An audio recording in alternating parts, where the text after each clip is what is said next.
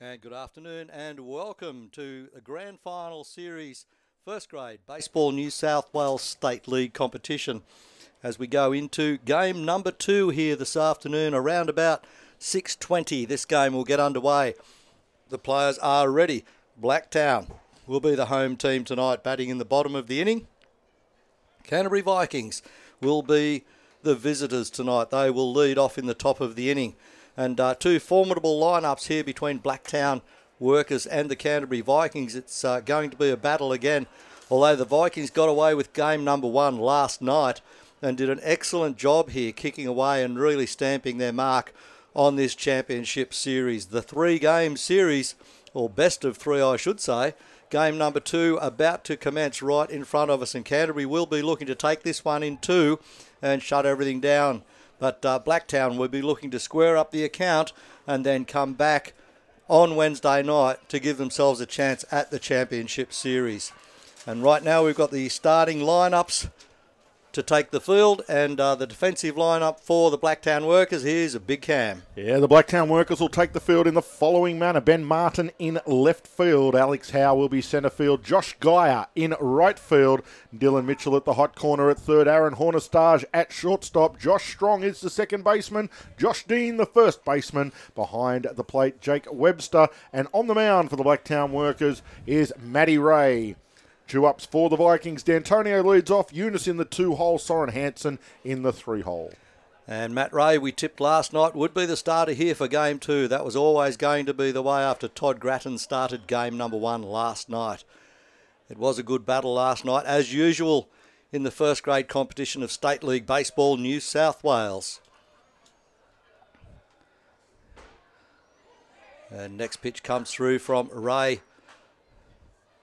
Trent D'Antonio. 2 formidable opponents have been playing head-to-head against each other in opposing clubs over quite a long time, a number of years, and both excellent players and outstanding examples. A high fly ball pops up to the right field side, and out there in the right field side, Josh Geyer takes a great catch in their position 7. D'Antonio right under that one, but it doesn't outdo Geyer. It's very, very high, not flat enough. Guy's able to get out there, call it, and camp underneath it to take a sensational catch in the right field side. 1 up, 1 down. Beautiful conditions for baseball out here in the Western Sydney tonight. It's in the probably the high teens to low 20s, so it's very pleasant. Very little breeze blowing at all. Hardly a cloud in the sky. Absolutely no excuses for the players tonight not to come with their best baseball. Eunice steps in now. That's Jacob Eunice, the shortstop for the Vikings. Takes first pitch for a strike, not interested in that one. And Eunice steps back in now. Catching for Matt Ray is, of course, Jake Webster. Starting battery for the Blacktown Workers. Matt Ray on the mound, Jake Webster behind the plate. At first base, Josh Dean. Second base, Josh Strong. At shortstop, it's Aaron Hornostaj. Third base is Dylan Mitchell. And across the outfield, Ben Martin. In left field, Alex Howe in the middle, and Josh Geyer in right field. We will repeat those lineups as we go through the first stages of the game in case people are tuning in a little bit later. The sun just setting across the outfield now. That one gets ripped to centre left field, opens up the gap straight down the alley for Jacob Eunice as it goes almost to the warning track, couple of metres short of that. Returned by Alex Howe. The centre fielder gets out there backing him up, Ben Martin in left field. Howe is able to get that one, but not until after Jacob Eunice turns the corner with a stand-up double out there to centre field. Good start for Eunice, good start for the Vikings. They are looking to end it tonight. The Vikings, they have a 1-0 lead in the best of 3 series. If they can win this game here in front of us, they will take the championship series 2-0, and it will be all over. If the Workers can get away 1-1, we will be back Wednesday night for the decider. And the trophy will go back into the Vikings cabinet one more time. Big swing and a miss there from Soren Hanson. Hard swing on that one, on that fastball pitch from Matt Ray. Both trying to beat each other. So runner in scoring position in the form of Jacob Eunice. Next pitch comes in, fastball missing inside. Just trying to back Hanson up a little bit off the plate on the left-handed side. I think we mentioned last night the number of lefties in the batting lineups here across both of these clubs. And Ray ready now. In fact, Ray, as you can see, left-handed pitcher, left-handed hitter. Best angle for them there. Vikings looking to stamp their mark, as Cam said, but they'll want to get into this game early.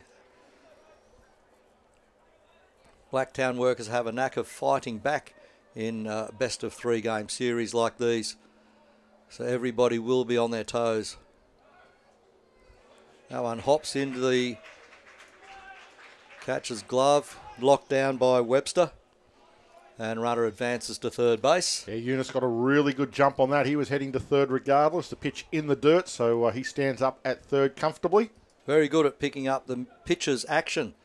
So the rhythm of the pitcher's action, then picking up on that and making sure he can get a jump. Hanson launches one into centre right field this time. Will it get there? No, Guyer's underneath it as well. Guyer throws the ball back to the infield, but it will be a score at home plate for Jacob Eunice. Slides in from third base, and that's the first run on the board for the Vikings. Top of the first inning, and they get 1 run ahead. And Hanson ripped that one out there. A fly ball to position 9, and that's what they need, a second out there. The Blacktown Workers have pulled that out. Soren Hanson hits a high fly ball, but he gets the RBI for Jacob Eunice. Yeah, nice sacrifice from Hanson. That's all he had to do. Get it deep enough. Eunice runs well. And he did get it deep enough, and even the arm of Josh Guyer wasn't enough to be able to fire that one in and stop Jacob Eunice scoring from third. So Canterbury with the early lead on the Red Stitcher scoreboard, 1-0 over the Workers. And now at the plate, catcher Guy Edmonds steps in. Had a very good game last night, did Guy. A couple of, I think it was 3 RBIs, a couple of hits. Really helped drive the offense with Tim Atherton, who is not in the lineup tonight. Edmonds always works hard. Atherton will have his rest days as a just in case. I'm sure he's down in the dugout though, encouraging the rest of the team on. Edmonds, 2 balls, no strikes. Fouls that one off. Just gets the tip of the bat on that one. Fouls it into the back net. Atho was actually being the bat boy earlier for the first 2 batters. He did that when he was very, very young. Matty Ray goes for a little bit of a walk off the back of the mound and works with Jake Webster now on where they will locate the next pitch to Guy Edmonds. Goes outside edge down low in the dirt, missing. So Edmonds number 4 in the lineup, as we know, and always a threat once he stepped into the batter's box. And walks. So Edmonds gets the first base on balls of the game issued by Matt Ray. Runner at first, 1 run scored, 1 out, 2 out I should say. That brings to the plate Brady Chant, the centre fielder for the Vikings. Very quick hello to Chris Mustow, Gordon Guyer, both online already. I think Gordon might be doing a little bit of reverse psychology. I wonder why Gordon was cheering for the Vikings. Reverse psychology. I see. Considering his son's out there in right field for the Workers tonight. Well, well, well. Or somebody hacked you, Gordon. Maybe somebody's hacked you. Someone's hacked the account. Chant lifts one up. High fly ball on the infield, going back on it at first base. No, second base calls him off. It's Josh Strong. Josh Dean had eyes for that ball, but Josh Strong called him off and took the catch. So a fly ball to second base, position 4, brings up the third out here on the Canterbury Vikings, but not until after they get 1 run on the scoreboard. The first run of the game, top of the first innings here on the Red Stitches scoreboard. It's Canterbury leading Blacktown yet to bat, 1-0.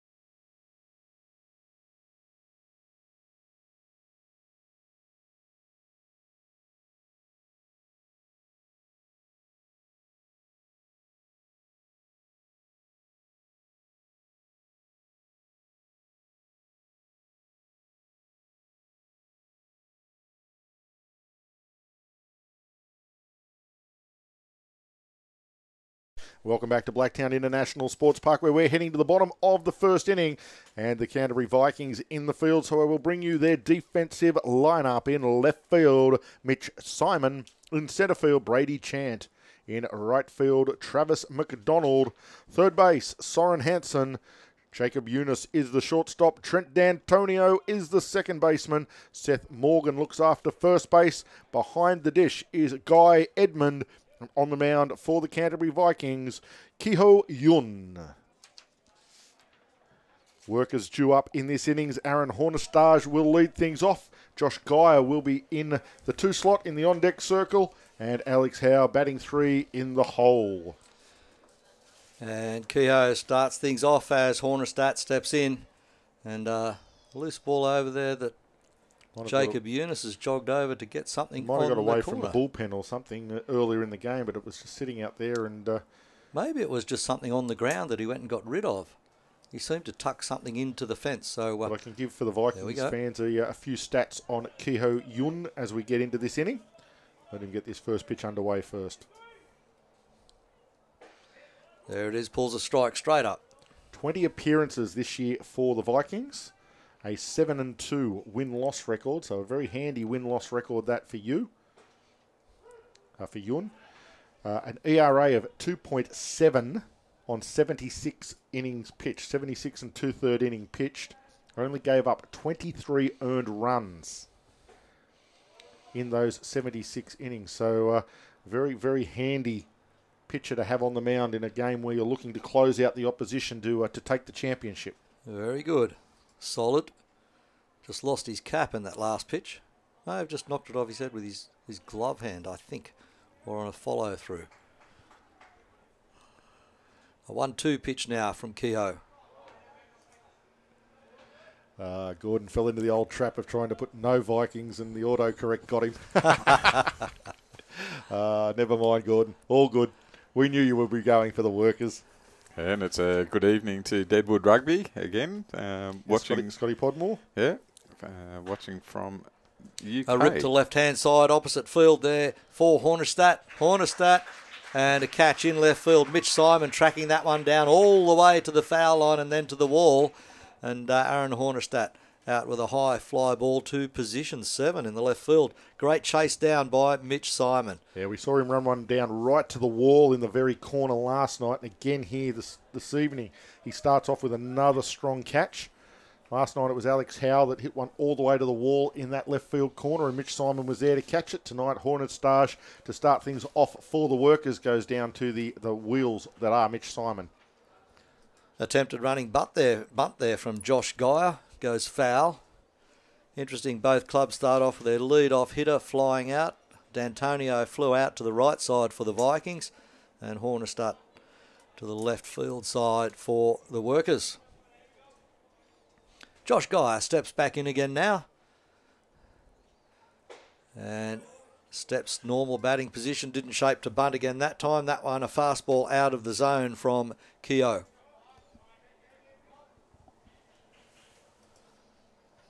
1-1 pitch from Kehoe. High again out of the zone.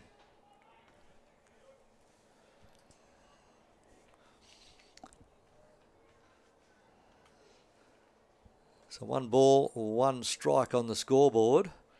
And another one high out of the zone there from Yun Kehoe.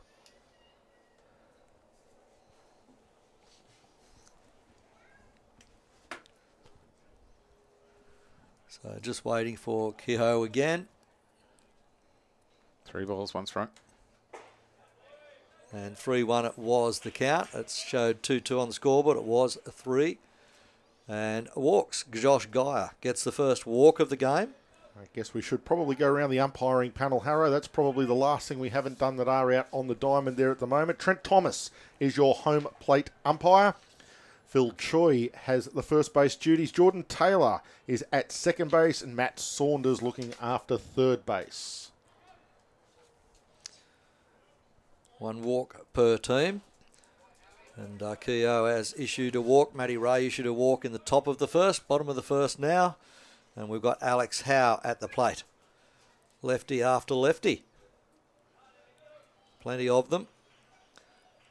Let's see what Howe can do. Third batter in the lineup for the Blacktown Workers. Keogh missing inside there and probably high as well out of the zone. And Guy Edmonds decides to go out and have a little bit of a chat just to get him organised, have a look at the signs, just throw the ball to me. I'll look after it. Edmonds goes out to settle down his starting pitcher. Yeah, after getting that one run in the top of the first inning, the Vikings do not want to give it straight back. They want to consolidate it for a little bit, put a bit of pressure on the Workers, who have got no room to move. They cannot afford to drop this game, the Workers. Comes straight back to the strike zone for Edmonds. Puts the pitch where he wanted it. So 2 balls, a 1 strike. Keogh pitching to Alex Howe, the centre fielder for the Workers. And a throw back to first base there, trying to wrong foot Josh Geyer as he took a good lead. Edmonds on the ball. Seth Morgan at first base for the Vikings, ready as well. Good throw back there, keeps the game alive. And you'll see on our shots the sun completely clears the baseball ground here on diamond number 1 at Blacktown International Sports Park. So no players will have any problems with sunshine or sunlight in their eyes at this stage. Lights are on and will take more effect in about 10 minutes time. But very good daylight out here at this stage on what is a fantastic day weather-wise. High fly ball, there's a man out there, Brady Chant, tracking it down. And he takes a great catch in centre field, does Brady Chant. Fly ball to position 8 in centre field, and that brings up the second out. Alex Howe down on a high fly ball. And very well hit ball, I should say, but Brady Chant better for it underneath it. Couple of about 20 metres to run sideways and gets that second out on the Blacktown Workers. That will bring to the plate Josh Dean. And just having a look at the standings, the way they finished the season, these two teams, for people that didn't know, the Canterbury Vikings were the minor premiers. They had 20 wins, 6 losses and a draw in their regular season. The Blacktown Workers were second on the ladder with 18 wins, 8 losses. So about 2.5 games difference. The Vikings better than the Workers. The Orioles were third and the Ride Hawks were fourth. But that being said, Canterbury have been the team to beat all season long. Took game 1 of this grand final series and will be looking to wrap up the first grade State Baseball League Championship Series here tonight. I said it last night and I will say it again. You put both of these clubs on the field, there are some very talented baseballers right there. And lots of experience, lots of good baseball heads on the diamond for both sides. If you could combine them into one team, it would be extremely strong across Australia. Well, it has been in the past, Harrow. Up until this season that just went with the Blue Sox, generally we were playing a representative state league team in the ABL. And, whilst they weren't finishing high at the pointy end, they were competitive all season long. Fastball inside. Nice revved up bit of heat on that one from Keogh. So Josh Dean, another lefty of course. And both clubs starting with left-handed pitchers as well, as we know. And issues a walk, does Keogh, on Josh Dean. So another base on balls, second walk issued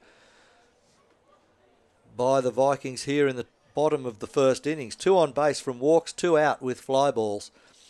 He really wants to get out of this innings before these walks come back to haunt him. Keogh Yun, he'll be very happy if he can induce either a ground ball or a fly ball out of Jake Webster and get his side off the diamond without any damage being done with this 1-run lead intact. Certainly throws the ball hard, gets a bit of heat on it, gets it going, but he needs to get that location right. Let's hope for the Vikings' sake that he warms into it.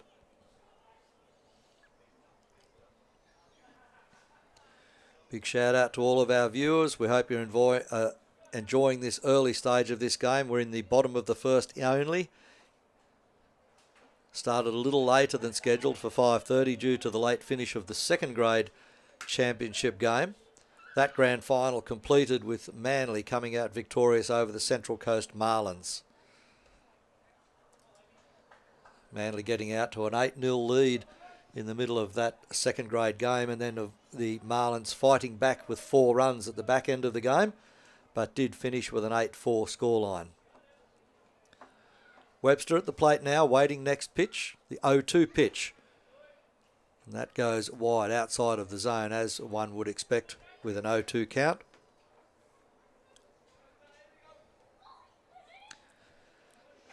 So Webster waits patiently now as Howe gets his signs off his catcher, Guy Edmonds. Edmonds calls that low out of the zone, a hopper, and well blocked by Edmonds. Very experienced catcher is Guy Edmonds, as was his father, Rod Edmonds. Has played a little bit of representative baseball in higher levels, has Guy. And would be more than welcome back there. He just has to just negate a few little personality issues that he tends to have from time to time, and getting very angry with himself, not anybody else. Yeah, maturing. He just gets frustrated in his own. He knows he's got a ton of ability, and when he doesn't tend to bring that to the fore, he gets frustrated with himself from time to time. He's like most of us. He doesn't like himself making anything not acceptable.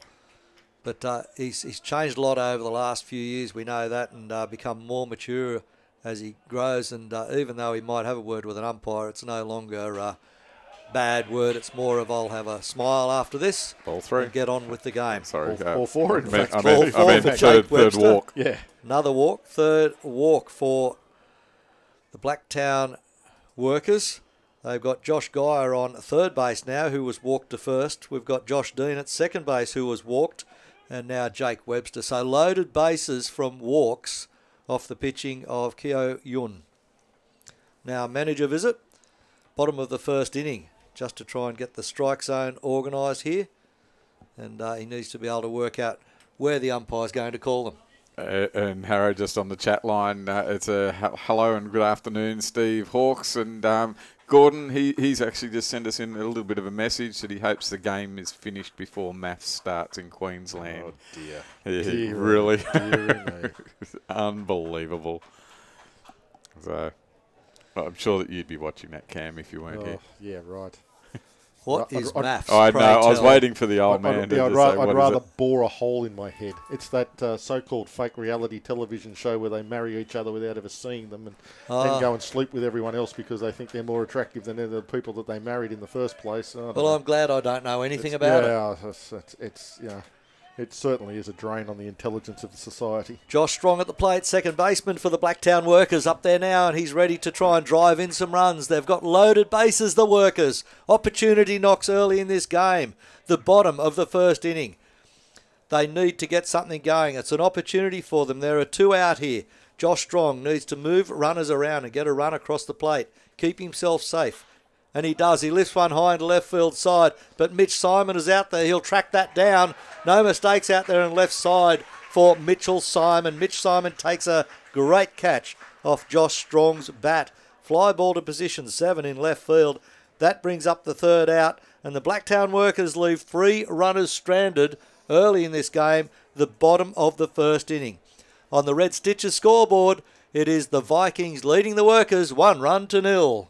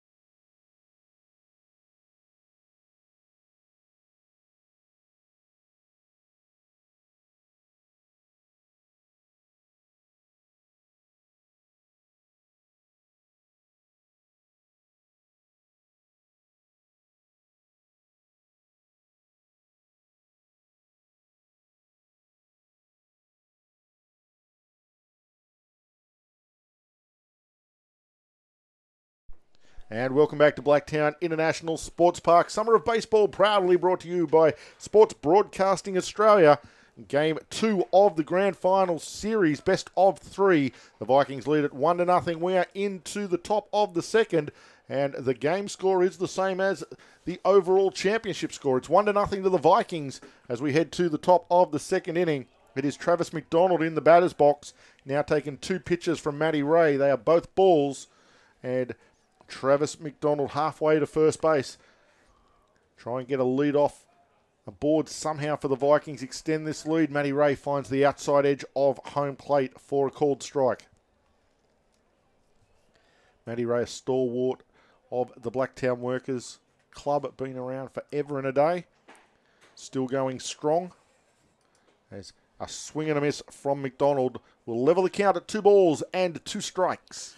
Also did a little bit again last year for the Sydney Blue Sox. Indeed, yes, was in the pen when required. Jammed him in on the hands, and it's a little bleeder towards a slow roller towards second base. No chance, Josh Strong. It looked like it was right in on the hands. Not sure if it broke the bat. It didn't sound great, but it just flared into that little area behind the pitcher where Matt Ray had no chance of getting at it. And once it hit the ground, it stopped dead and made it very tough for Josh Strong charging forward to pick it up and make a play. No play at all. It will be a base hit for Travis McDonald to second base, and that will be a nice start for the Canterbury Vikings here in the top of the second, and I believe that bat might now be firewood.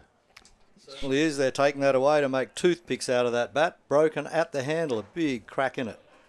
Seth Morgan, the new batter, takes the first pitch from Ray for a ball.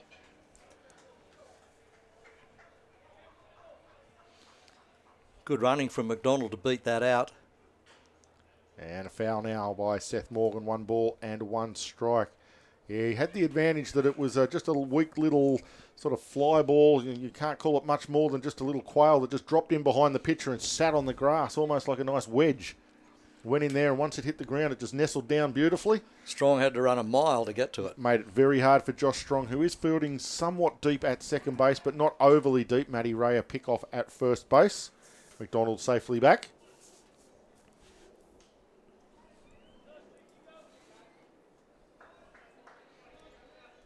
Matt Ray settles again now. The left-hander's pick-off move got to be very careful of. Misses high on Morgan. The count to 2 balls, 1 strike.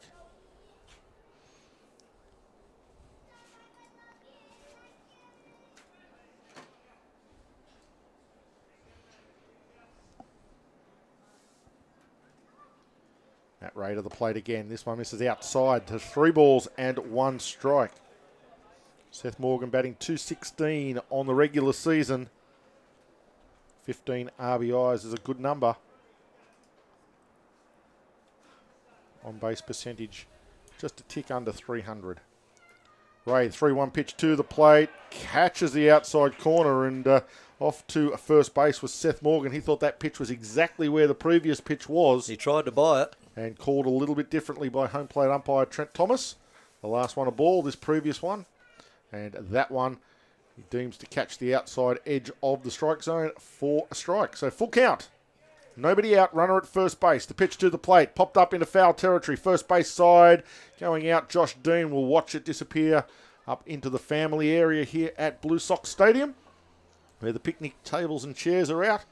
And the kids can run amok playing all sorts of games up there on the hill. Often have a jumping castle, a few other things up there during the season. Half a dozen kids up there at the moment just enjoying the evening. Another full count pitch to Morgan, misses, and Morgan will walk. And the Vikings will have runners at first and second with nobody out here in the top of the second inning. A real chance to maybe get another run or 2 on the board. Brings to the plate designated hitter Will Fullerton. Didn't participate in last night's game, but Fullerton steps in there now as the DH. See what Will Fullerton can do for them. Had a limited season in first grade, only having 38 at-bats, but an average of over 300, 316 in those 38 at-bats. With a couple of RBIs driven in there. So he gets the job as the DH tonight. Looks to lay down a bunt. Bunts it foul. Basically bunts it into the Blacktown Workers dugout. So not a great attempted bunt that by Fullerton, trying to move the runners around. Only a young man, Will Fullerton, getting lots of experience here in the higher grades. Now falls behind 0-2, so probably should take bunt off the table with nobody out. Really should be taking that off the table, but we'll see what happens. Ray sets to the plate, and that looks good, and punched out for strike 3. Looked okay from where we sat, and umpire Trent Thomas liked it too, and punches out Will Fullerton on strikes. So one out here in the top half of the second inning. Vikings trying to build something. They lead by 1-0 after the first innings. Top half. And Matt Ray looking in hard at his catcher, Jake Webster, for Mitch Simon. Yeah, Mitch Simon, the new batter, had a little bit of work to do in the outfield already this evening. Has done it well so far. Takes the first pitch for a ball. Mitch Simon on the season, batting .281 in his 57 at-bats. Has hit a home run. So does have enough power to clear the fence. This one misses low again from Matt Ray. So he's missing in the right spots, but he's just falling behind the runners and putting a little bit of pressure on himself. Yeah, just putting quite a lot of pressure on himself, Cam, and he's not adjusting to the actual zone that's being called. Also, it is rising his pitch count, which the Blacktown Workers will not want to see. They will not want to have to go to their bullpen early tonight at all. They'll be hoping Matty Ray goes a good 6 or 7 innings into this game. And at the moment, having seen 5 batters in the first innings, already seen 3 in this inning. This is batter number 4, so he'll at least see 5 in this inning again. Pitch count is starting to run for Matt Ray. Runner goes from second base. It hits up back the middle. It's going to be a chance at the double play. They turn the first pass. They'll get the second, but great dig at first base. Josh Dean, he had to hang in there. It was almost the old two-step to get his feet out the way and the glove down, and he will get it there at first base. So they'll turn the 6-4-3 double play, only courtesy of a great pick by Josh Dean at first base. And they will get out of the inning, no damage done, 1 left on base. And as we head to the bottom of the second innings, we look to the Red Stitches scoreboard to see that the Vikings lead the Workers 1-0.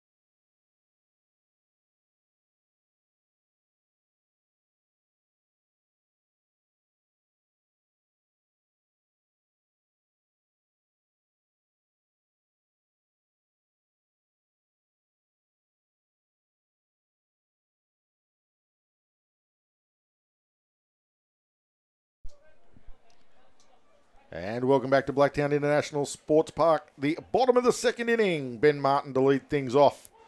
Ki Ho Yun on the mound for the Canterbury Vikings. Starts things off with a strike. Struggled a bit his last outing, or the last part of the inning, so a little bit of adjustments. We'll see what happens. Comes out and goes bang, bang. Fastball, curveball. Thank you very much. I'm 0-2 ahead of Ben Martin. He gets the 7, 8, 9 hitters here in the order for the Workers. Martin, Jeremy Beck, the designated hitter, batting in the 8 hole. Dylan Mitchell batting in the 9 hole. And he starts off with 3 good pitches. That one fouled off by Ben Martin. Yeah, with an 0-2 pitch, one in the strike zone again from Ewan. Still an 0-2 pitch coming up to Martin here now. Another 0-2 pitch on its way. Misses downstairs. They're going to ask for a swing. Not even close from Ben Martin. He barely got the bat off his shoulder. So the count to 1 ball, 2 strikes. The Vikings lead at 1-0. If they go on to win this game, they will win the first grade championship series. That one misses upstairs. Tried to put a little bit more speed into that one. Yun couldn't get it down. Didn't quite complete his action. The old rising fastball. Just didn't quite finish it off. Watching his action very closely there. Again, just leaving it upstairs. And the count full. So those fastballs, he is losing them up in the zone. Always dangerous when you're losing those fastballs on the upside. You'd rather be keeping them down. Full count pitch, misses inside, and after going down 0-2 and fouling off a very good pitch, Ben Martin takes 4 consecutive balls and he will walk to first base. So that's a really good at-bat for Ben Martin. He just hung in there and hung in there. He got rid of Yun's early pitches and then was patient and disciplined enough just to hang in there, gets himself a walk, gets the lead off a board for Blacktown, and that's a big start for the Blacktown workers here in this bottom of the second. 4 walks out of 7 batters faced for Yun. Again, little bits of momentum flying other side. Considering he gave up only 29 walks in 76 and 2/3 innings on the regular season. So maybe postseason action just getting to him a little bit. A little bit of nerves early in a grand final in a big game. Jeremy Beck, the designated hitter. Well, he gets Beck swinging with that pitch, no doubt whatsoever. And Beck liked that tempter as he just took some pace off a little bit. Instead of the fastball, he's gone back to change up. So again gets the batter to 0-2 and again starts to lose. A snap up the line from Edmonds. No good there. Back comfortably Ben Martin. But again, Yun in front, 0-2 on a hitter. That occasion, his third pitch wasn't in the zone. It was to Martin, who fouled it off. See if Jeremy Beck hangs tough now. 1-2 pitch, swung on. A little weak fly into shallow right field going back to Antonio. He will go with it and take it in shallow right field. Tough catch for Trent D'Antonio over his shoulder, but did very, very nicely. Very experienced baseballer staying with it, and taking a comfortable catch in the end to retire Jeremy Beck, the first out here in the bottom of the second inning. And Ben Martin locked in at first base as well. Couldn't go too far down the line and hustled back to first, standing up there. So still with a runner at first, the Blacktown workers, and 1 out as we go to the 9th batter in the lineup, Dylan Mitchell. So Dylan Mitchell steps in.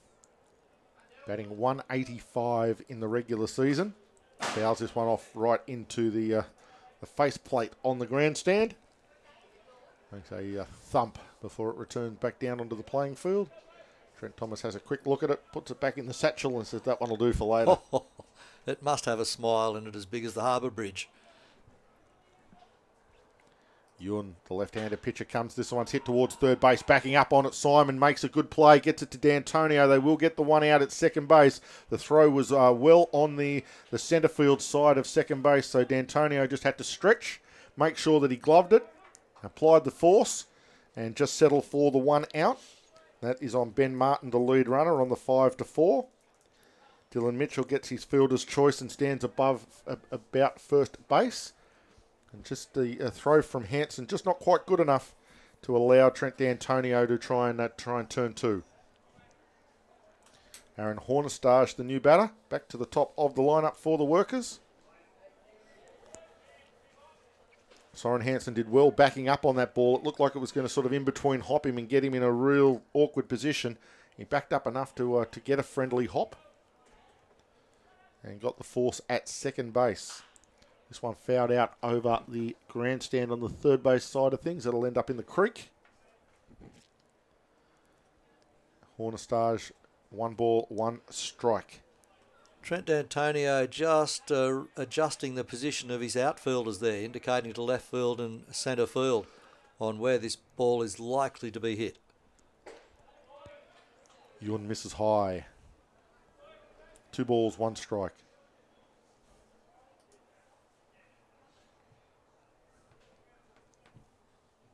Great pair of pivots to have in your defensive lineup, Eunice and D'Antonio. Handy, aren't they?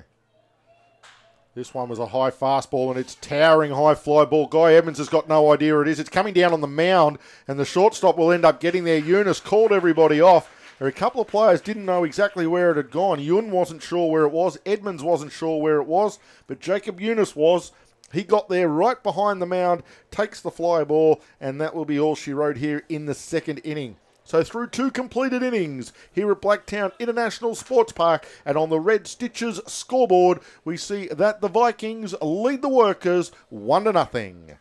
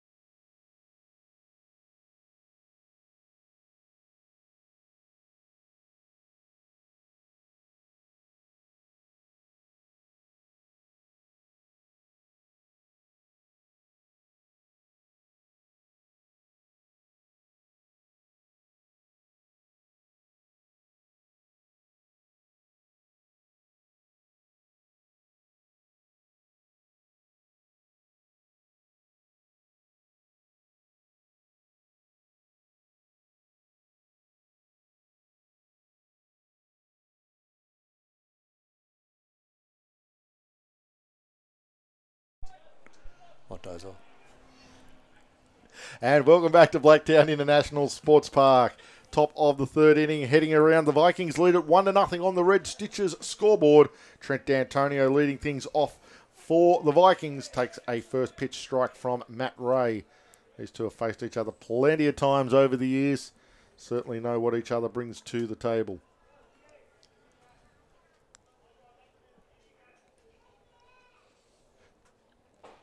Matt Ray with a nice pitch in there for another called strike. Just that ever so gentle slider that he throws. It curves from, if you are a right-handed batter, from outside the plate to across the plate. For a lefty, it's from the inside to the middle or the inside edge. D'Antonio pops this one up into foul territory. Dean's after it, but it's going to come down in the dugout of the Blacktown Workers. Josh Dean having a thought to go around the screen then and have a catch at it, but that wouldn't be allowed either. That dugout is out of play. He would have needed to have caught it at the gate. Have to be careful on the steps. Correct. So D'Antonio behind 0-2 to Matt Ray. Matt Ray misses downstairs. 1 ball, 2 strikes. Not a bad pitch, however.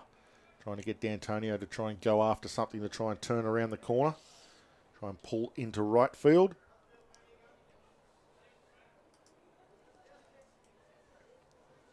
Ray delivers again, this one further inside.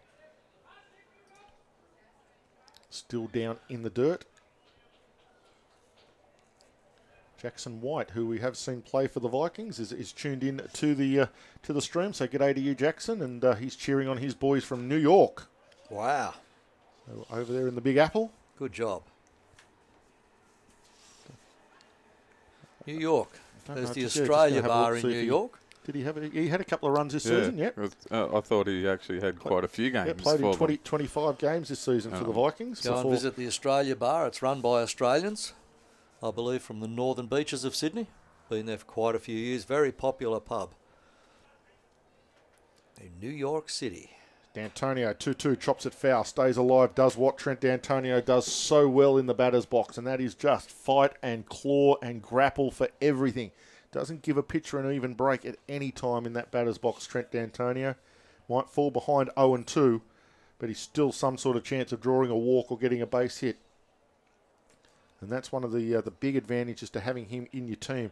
He's always going to draw pitches out of the pitcher. This one high and inside, and all of a sudden, in the blink of an eye, we're back to a full count. D'Antonio's taken, 5 and 2 fouls, 7 pitches already in this at-bat. So something that he does so well when he comes into that batter's box. He's a tough campaigner. He's really hard to beat at anything, in the field, at the batter's plate. Full count pitch on its way, swing and a foul, and again stays alive. Hangs in there. It was a pitch that was going to be a called strike. It was on the inside sort of section of the plate. It was definitely at the right strike zone height. Matt Ray would have got the call if D'Antonio leaves it alone. He chops it foul. Stays alive. Takes another pitch out of Matt Ray. Facing batter 10 here in the third inning. Antonio pops his fly into shallow left field. Ben Martin has to get going after it. Has to keep going quickly. Gets there in the end, does Ben Martin. Nice catch in left field by Ben Martin. Looked like he was a little bit slow picking it up and getting the jump on it, but he gets there in the end, makes the catch, and retires D'Antonio. I think the night sky out there on the left side, Cam, you can see it's sort of a bit of a twilight sky at the moment. Yeah, we so haven't very, quite, very hard to pick up haven't the got distances. quite into that real darkness yet, have we? The sun just disappearing behind us in the west. May well be coming up. It is on screen as being very, very clear, but for a guy in the outfield trying to take a high fly ball, it's difficult with that sky background at the moment. Jacob Eunice, the new batter for the Vikings, takes a called strike to start things off. Eunice with a double, his first at bat.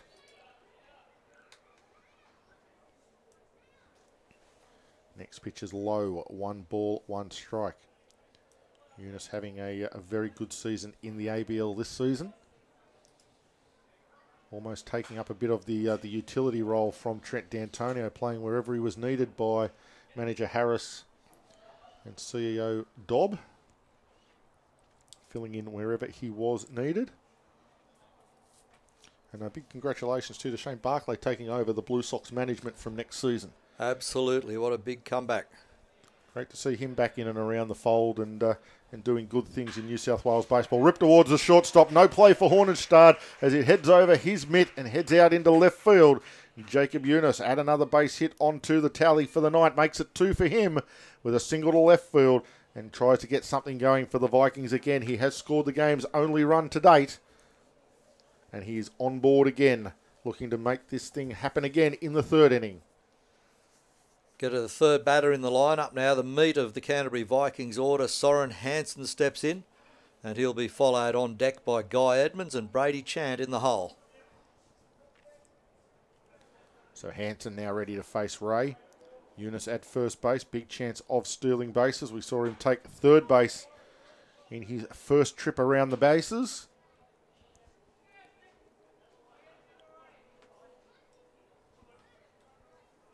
On the season was 6 of 6 in terms of stolen base attempts.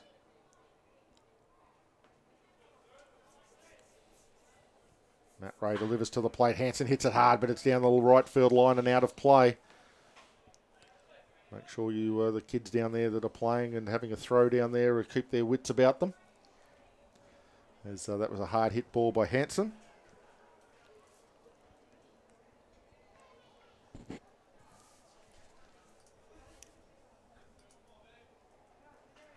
Matty Ray now in front, 0-2 on Soren. Hanson tries the curveball, gets away, loses it upstairs, gets away from Webster, and Eunice will advance 90 feet on the wild pitch. So Matty Ray was trying to throw what looked to be the big breaking pitch, and it just got away from him, sailed over the glove of Webster into the back netting, and Eunice advances into scoring position at second base now. Can Hanson drive him in? 1-2 count, 1 away. The Vikings lead by 1. Matty Ray having none of it. He was stolen on from second to third by Eunice. Last time Eunice got to second base, and on that occasion Matty Ray saying, "No, I'm going to wheel around and just keep you honest, Jacob." Neither of the pivots were too interested in getting back to make the tag. But Jacob Eunice, always a threat to take the next base if he gets the timings right.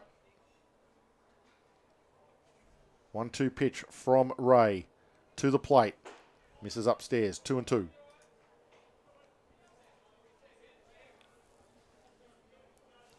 Again, Matt Ray not getting an easy inning. D'Antonio taking plenty of pitches off him in that first at-bat. Jacob Eunice taking a couple of pitches before getting a base hit. Now Hanson stretches it to 2-2. Swing and a miss. Matty Ray gets Hanson on strikes. Good pitch, Matty Ray on that inside corner. Drawing the swing from Soren Hanson. Second out here in the top of the third inning. That will bring to the plate Guy Edmonds. Edmonds batting .321 on the regular season. 4 home runs and 17 RBIs. So plenty of power from Guy Edmonds. Good stats for RBIs. If you've got runners on base and you can knock them in, always an advantage for any club that's got an RBI hitter. Always going to have a decent RBI count if you can hit home runs, because you're always, it's one yourself, and if there's any base runners, it's a couple of bonuses. Well, and last night's game was actually a little bit interesting relating to RBIs, because you had the battery, which was Tim Atherton and Guy Edmonds. Out of the 8 runs, I believe that they got 7 of the RBIs between them. Definitely 6, if not the 7. I haven't got my score sheet from last night still here with me. And this one is going to be ripped into right field. It should score Eunice. He rounds third, heads to the plate, will score comfortably. Jacob Eunice crosses the plate and doubles the lead. Both runs from Eunice. And that is another RBI on the season for Guy Edmonds, who just waited on it, drove it into right field. A beautiful piece of hitting. Drives in Jacob Eunice from second base. Make it 2-0 the Vikings, as their quest to win this game and the championship continues on. Hitting that good, you cannot defend that. It was a nice flat hit. There was no way any infielder was ever going to get to it. Too high for them, but as flat as anything. So outfielders were never going to be able to get fly ball. Brady Chant hops the first one to Dylan Mitchell, the third baseman. He runs well, but not well enough. The throw from Mitchell is just in time, and fired out at first base is Brady Chant. The third out here in the top of the third inning. Not before. A little bit more damage done by Jacob Eunice. He crosses the plate for the second time tonight, and it is 2-0. The Vikings lead the Workers here on the Red Stitches scoreboard.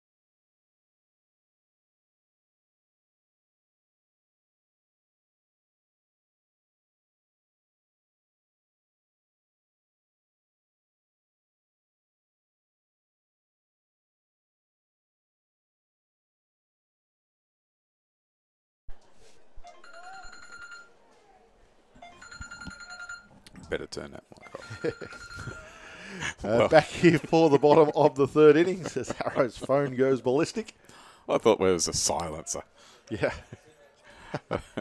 Oh, dear. Always the way. Make sure your phone is on silent when you're in the commentary box. That's correct. And we are back here at Blacktown International Sports Park, where you are listening to the Summer of Baseball. It's Big Cam Harrow, and I'm PMac, as it is Game 2 of the Best of 3 series, the game final series between the Vikings and Blacktown Workers. Josh Geyer leading things off for the Workers here in the bottom of the third inning. They trail by 2, but he's in ahead in the count. 2 balls, 1 strike. So he'll be working to try and get himself on board. He chops this one foul. He got to walk his first time up tonight. He'll be trying to find a way to get back on base. They need to put a little bit of pressure on this Vikings team. The Vikings team have been the standard bearers of the league all season long. And they are sneaking away with this game now, 2-0. A swing and a miss from Gaia. Down on strikes, he will go. And Keho Yun has his first strikeout of the evening.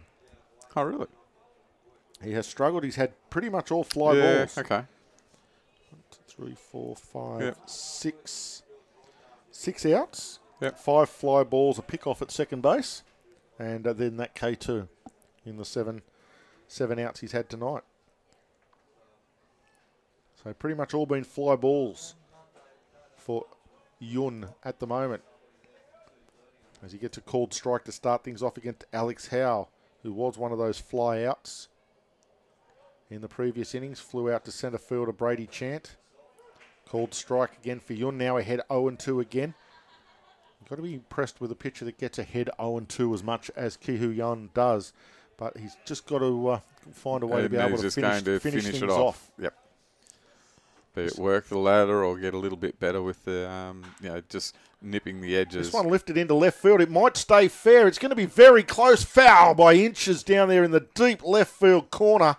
Very hard for us to see when it comes down there between the wall and the line, where the bullpen wall is and the line down there. But third base umpire heading out there, which was Matt Saunders, he was chasing it down the line to make sure he had a good look at it. He got about halfway out to the foul pole and got himself down on his haunches and watched where it came down, and it just missed out there in left field. Mitch Simon, as quick as he was never going to get to it. Not at all. It would have been one bouncing into the bullpen, which would have been a ground rule double for Alex Howe, but not to be. Just on the wrong side of the line if you're a Workers fan, and a mile foul if you're a Canterbury fan. A long strike at the end of the day. So now we've just got another couple of people that have jumped online. So hello to wherever you're listening and watching. And that pitch was a little bit high and inside, which takes it to 2-2. 2 balls, 2 strikes, 1 away. Nobody on. It's 2-0 the Vikings over the Blacktown Workers. This one hit hard towards third base. It kicks off the foot of Soren Hanson and out into left field. Thinking about going to second base, Alex Howe, he thinks the better of it. Decides to head back to first. Yeah, because there was a little bit of a bobble by Mitch Simon out there at left field. And, so that sort of threw a little bit of doubt and a little bit of pressure for Alex. But interesting to see how that goes up, whether that should be scored as the first hit of the ball game for the Blacktown Workers. Yeah, it's already up on the scoreboard, mate. Has gone up. Beautiful. Yeah, already gone up. Hit to left field for Alex Howe. That should bring Josh Dean to the plate. So it was a very hard hit ball, and it was to the left of Soren Hanson, who, when he planted the big foot across, didn't get the mitt down in time, and the ball ricocheted off the foot. Big swing and a miss. Oh no, Josh Dean just gets a little piece of it. Cuts it foul towards the first base dugout. If he had a mitt on his foot, he would have been fine. Oh, he'd gloved it, and then would have been interesting to see how he would have transferred, it across for the throw. That would have been interesting, but he certainly would have gloved it. That's it. But, I don't think there was any chance at all. So, of him actually making a play on it. So, yeah, I'm comfortable with the hit. Fair enough. No problems there. So, Josh Dean. As it does start to get a little bit chilly out here. Yeah, once the sun goes down now in autumn, the temperature drops away quickly. It was mid-20s during the day, and I hesitate to think that it's probably down into the middle teens. Probably now the sun has dropped away here at Blacktown, but hardly a breath of breeze. Very still conditions, very clear conditions. Last night it was blowing a The gale. wind was howling. Yeah, down to about 18 degrees, and we were up at a high. We had a high of about 25, so we've lost 7 degrees in the last probably 2 hours or so. Yeah, that's okay, because autumn you expect to have about a 10 to 12 degree variance in the nighttime and daytime temperatures, because that, my friend, a bit of trivia, is what turns the leaves green. Oh, there you go. And reds and the yellows. So 2 balls, 1 strike to Josh Dean. Next pitch misses up and in. And that will be 3 balls and 1 strike. Keho Yun. But the wind out here last night, and you might be able to see in some of the shots where it actually blown quite a lot of the banners off the perimeter fencing here. Which was a cause of concern before the day started as to what was going to happen as Josh Dean draws a walk. And venue management basically said leave it alone. So it has been left alone. Yeah, a little bit odd because it could be ruled as a safety issue. But anyway, obviously it's the umpires are happy to go ahead. And that should bring Jake Webster to the batting box for Workers. Josh Dean walked last time, walks this time. Jake Webster walked last time. We'll see how he goes this time around.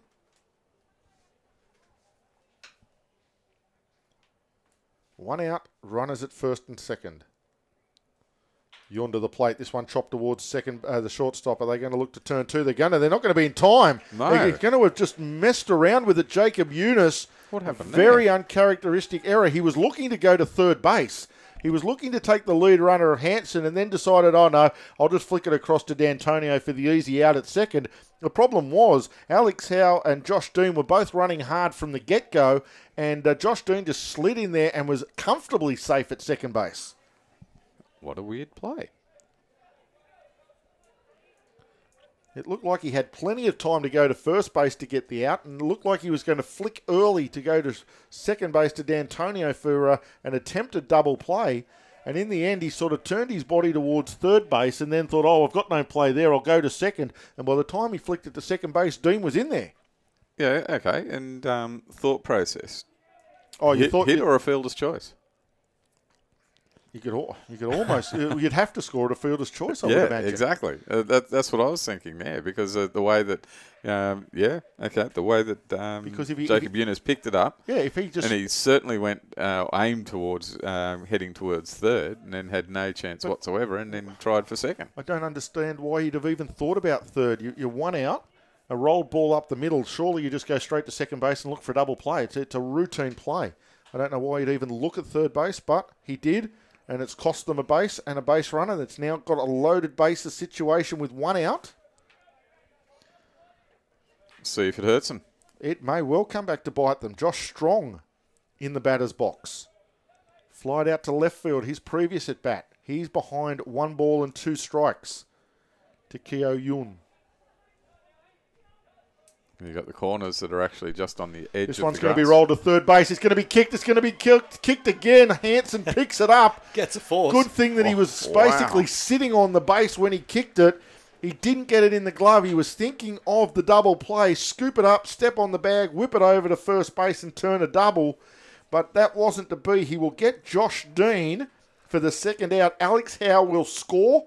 So Alex Howe crosses the plate. Webster advances. Strong on the fielder's choice. He will be at first base. But the Workers are on the board. Wow. Back-to-back tough plays there for Canterbury. Unusual put out at 5. This one is fouled off by the new batter, Ben Martin. And Hanson, had that one spent before he actually even got it. He was working out what he was going to do, how he was going to step on the bag and throw it across. In the end, he bobbled it, kicked it into the bag, and then just jumped on the bag and grabbed the ball and said, well, I've got it all here together. Surely that's the force out. And he does get that force out. But he was thinking double play. Martin swings through this one, falls behind 0-2. Hanson's been very good at third base for the Vikings. And he does get the out, but he does give up a run to get it. 0-2 pitch on its way to Martin. Curveball doesn't break enough. Stays up and in. 1 ball and 2 strikes now.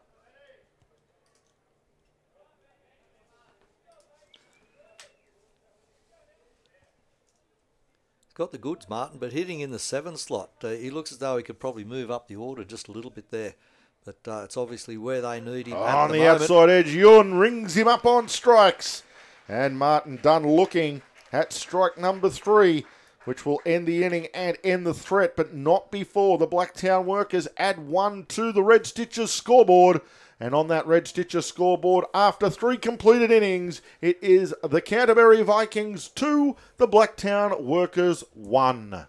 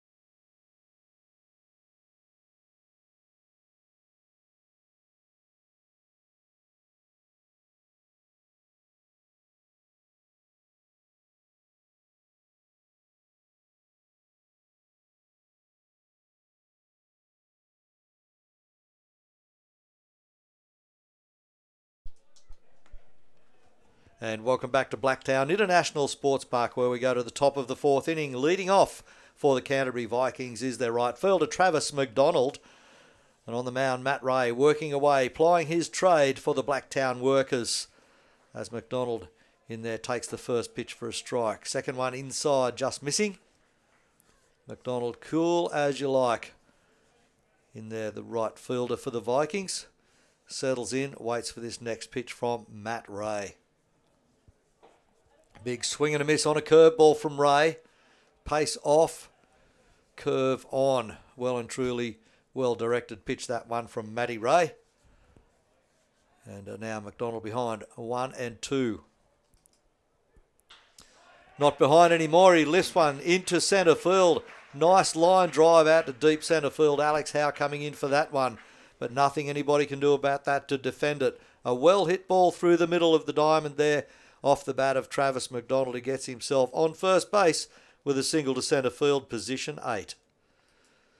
Well done, Travis McDonald. Vikings now with the lead off on base. That brings up to the plate now the first baseman for the Vikings, Seth Morgan. They found some very good players out there this season, the Vikings. Morgan stepping in there now to face Ray. His first appearance, he got a walk and then out on a double play. Seth Morgan stepping in. Again, gets himself set. Ray has a long look in at his catcher, Jake Webster, to get the signs. Ground ball across to second baseman and cannot grab it, Josh Strong. He gets down for it. It jumps over his glove. Didn't track it all the way into the glove, Josh Strong. It ended up going to outfielder Josh Geyer. So Seth Morgan will put down as a single to 9, I believe, right field. That is correct. And Travis McDonald moves around to second base. Just solid hitting, just squaring the barrel up, putting the ball into play and seeing what happens here. Take your chances, put it into play. And you saw Blacktown got a couple of little bonuses in that last inning. Now it's coming back for the Vikings. Runners at first and second, nobody out. And the threat level raises again for the workers. Simple baseball from the Vikings. Will Fullerton at the plate now, designated hitter tonight for Canterbury. And he's at the plate right now. Takes a big swing and a miss on one from Matt Ray. Had a nice little bit of tail on it away from the outside edge. He went down looking his first time to the plate, Will Fullerton. So obviously trying to get out after Matt Ray early. Get some bat on ball, try and move these runners around. They tried to bunt him in this exact situation last time when he was behind 0-1. Let's see what they do this time. 2 runners on. They may want to move those runners around. Fullerton allowed to take a swing at that. Gets the green light, fouls it off. Now he really needs to make contact, put the ball into play somewhere. Thought they might have bunted him around. Yeah, especially in that position, batting 8 in the lineup. Inning 4, you've only got a 1-run lead. Try and manufacture another run, give yourself a 2 or a 3-run advantage if possible. Workers will certainly try to stay in touch here. Nobody out though, third batter to step up to the plate in this top of 4.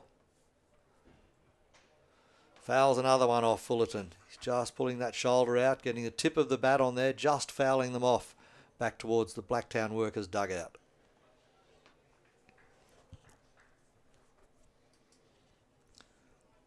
Fullerton ready again. Trying to keep set here. Ray comes to the plate. Another one off the tip of Fullerton's bat. He's just getting the foul ball off the tip end of the bat. He is staying alive, and that's the most important thing. He's staying in there. He's hanging in there. Every pitch he swings at gives him one more chance of getting the next one and driving it into a hole somewhere. So he's on an 0-2 pitch count. Matt Ray just throwing the outside edge. No balls, 2 strikes. Here comes the 0-2 pitch now.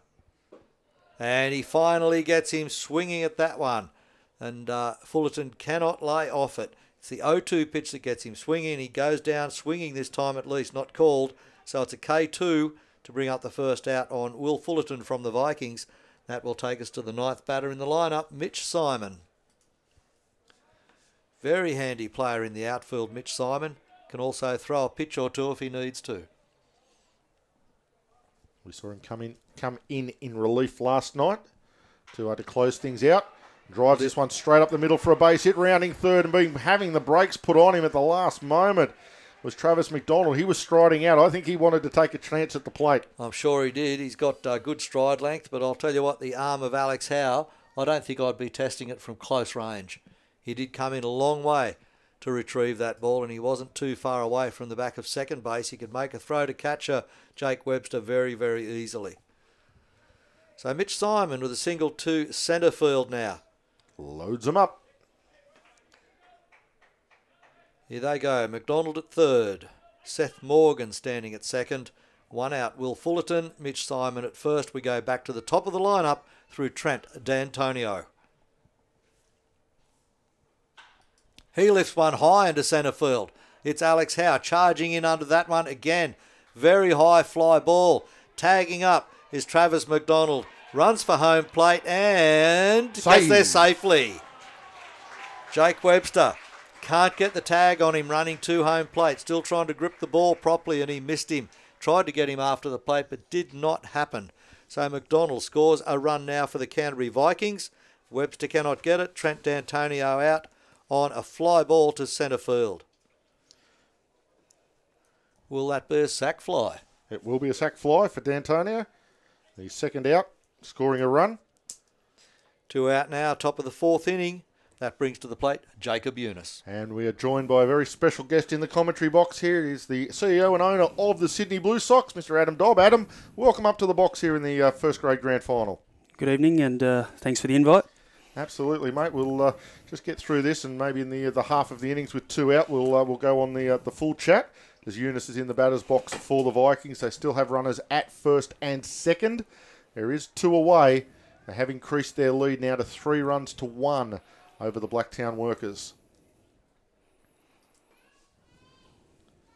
Matty Ray to the plate. Nice breaking pitch. Catches the outside corner. He gets ahead 0-2 now on Jacob Eunice.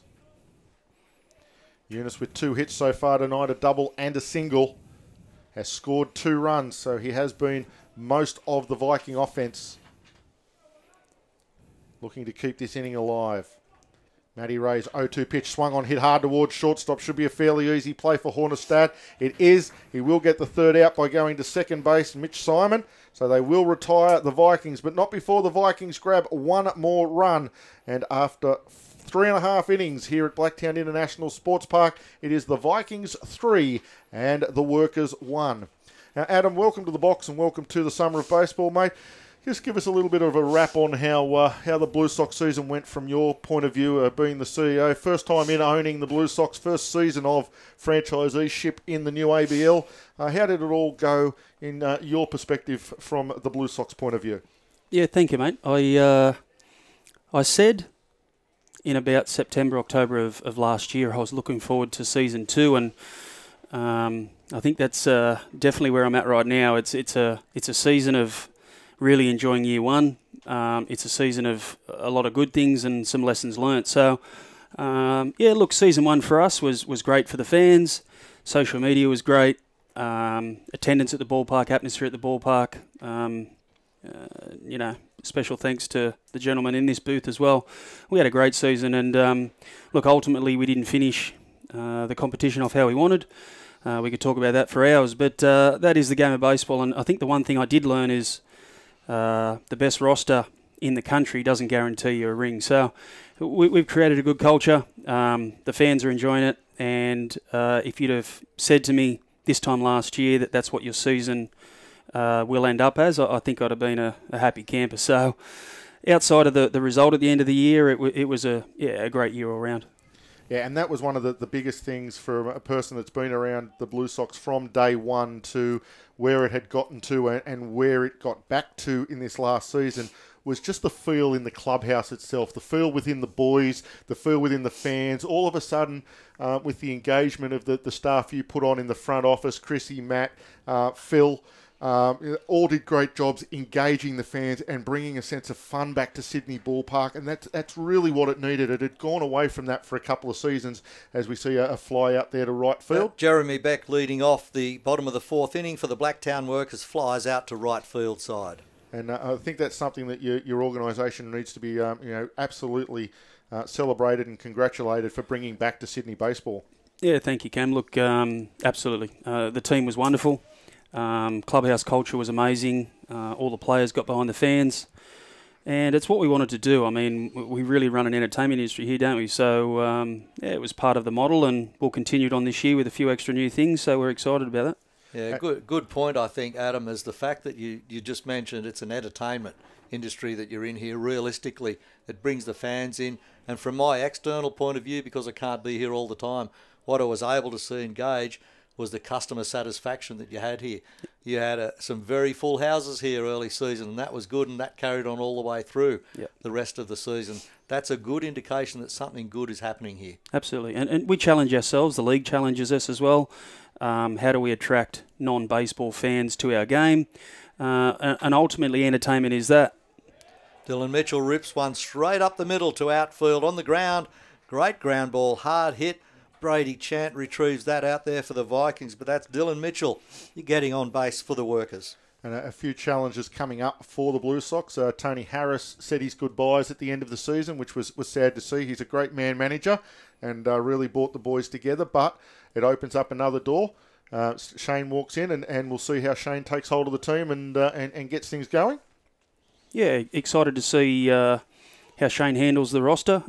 He's had a few years out of this level, but the game hasn't changed a great deal. May have sped up a fraction, but Shane's very intelligent with his baseball IQ, and he'll be quite successful with managing the boys. And we've been hard at recruiting a couple of final pieces to the puzzle. This one popped up into shallow right field. It's getting into foul territory, is it? No, it's drifting back into the field. Dropped by Trent D'Antonio. Not something you see every day, but he's going to have the presence of mind to keep it in front of him and get it across to second, or to Jacob Eunice covering second base to get rid of Dylan Mitchell, who had to tag up and just wait, thinking that was going to be caught by Trent D'Antonio. Aaron Hornostaj will get the fielder's choice and stand above first base. But an uncharacteristic error of that from Trent D'Antonio. But being the veteran and the great player he is, he kept his piece together, kept his mind together, got it up, and still got the out at second base. So they will still get that second out at second base. But not often you see Trent drop a pop up like that. And he is another player that was great for the Blue Sox this season. Adam, a real clubhouse leader, a man that'll do anything for the team, and a real competitor, fights for everything that he gets on a baseball diamond. Yeah, look, competitors, it epitomises what Trent is. Was never graced with height, but just, for 2.5 hours of every game, he absolutely will give you 110%. His at-bats are amazing, makes pitches work. He's a great lead-off. He's a good guy to have around the club. Just an ultimate professional, and can't wait to have him back next season. And on that, any little spoilers or any little teasers you want to throw out there for Blue Sox fans? We know that Murph and a couple of the boys that was on social media have re-signed to come back again next year, which is fantastic. But any little teasers that you might want to throw out there for any Blue Sox fans that you might be looking at, or you might be chasing, or where you might be looking in particular? Yeah, look. Legally, I'm unable to talk about imports that have signed. I will say that this year's roster will be a little bit stronger than last. That augurs well, because last season's roster was an extremely strong one. Yeah. I've digested after the Perth series and spent 3 or 4 weeks really analysing what went well and what didn't. And that's really been the catalyst to drive the decisions I'm making and my team's making in the previous 4 to 6 weeks and the next few. I think we'll have an entire roster locked down by June or July, which will be released, and we'll start a healthy pre-season and look to bring that Claxton Shield back to Sydney. That's what we like to hear. Unfortunately, the Blue Sox have not had the greatest of success at ABL level. We've been very competitive every season we've gone around. We just can't take that final step, but it will be, as this one ripped foul down the third base line out of side. It Josh will be ripping that one. The first time we attend the Championship Series will be the first time we will bring the Claxton Shield home, and that will be season 2019-2020. I am positive of. That's the plan. And the bullpen depth, again, even in this competition and at ABL level, of all importance. Yep. No matter how many good ones you've got to have that depth of relievers and closers. As you well know, you're not inexperienced in this game by any stretch of the imagination. This one ripped into the 5-6 hole. Will get past Hanson and Eunice. It'll get out to left field. A base hit there for Josh Geyer. We'll keep the innings rolling around as he gets a base hit to left field. Hornostaj up to second base. So the Workers keep things going. They trail it by 3-1 on the Red Stitches scoreboard as we are into the bottom of the fourth inning. Mitch Simon must have wanted a bit of a run there. He jogged all the way into the infield. Now he's wandering back out to left field. He might be getting a bit cool, do you think? It's also good, though, that the level of the competition, seeing like the Vikings coming back again for a couple of seasons, it was a domination of MacArthur and a couple of other teams. And great that all these boys have sort of put themselves out here so that you get a good look at them apart from everybody else, because there are going to be a lot of those spots on the rosters that need to be filled by local boys, and nothing better than getting out here and showing them your wares. Yeah, exactly. Shane and myself come out tonight, wanted to have a look. High pressure situation, game 2 of a grand final. Howie's batting right now. Josh Dean in the on-deck circle.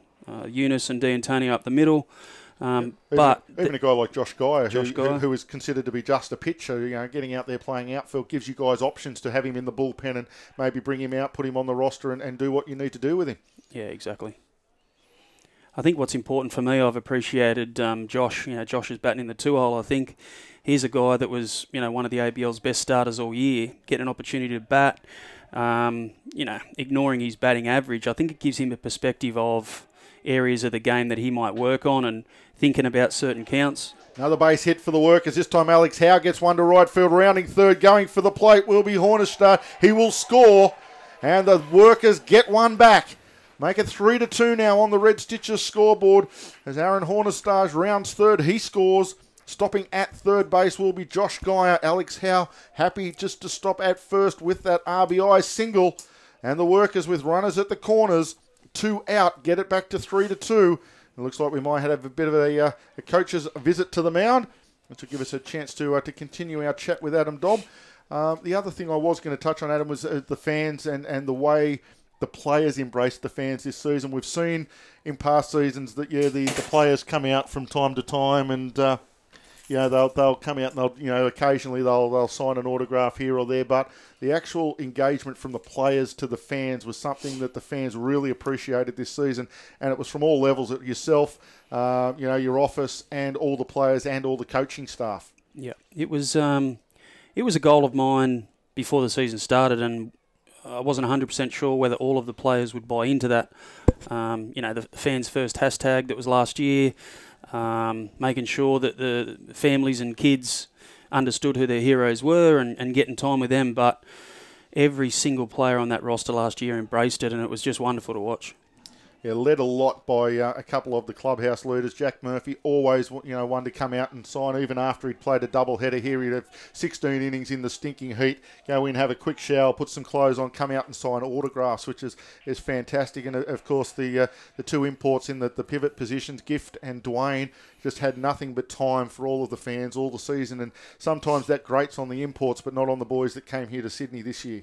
Yeah, mate, look, we talk a lot about culture, don't we? And I think the phrase can be thrown around a little bit too loosely, but... As this one ripped into right field, should be a catch out there for McDonald. It is. He takes the catch. That will end the innings. So that will end the 4th inning here at Blacktown International Sports Park, where it is 3-2 on the Red Stitches scoreboard. The Vikings lead the Workers. We're joined by the CEO and owner of the Sydney Blue Sox, Adam Dobb, here in the commentary box. We'll continue that chat, Adam. So, it was just the engagement of, especially the imports with the fans in that this season. Yeah, and so I was touching on how loosely the phrase culture gets thrown around, and, Murphy, Tyrell Harris, Gift, Kemp, Tyler Herr, Shogo, all of these guys just really understood and appreciated that the fans were coming out to watch them, so they gave back.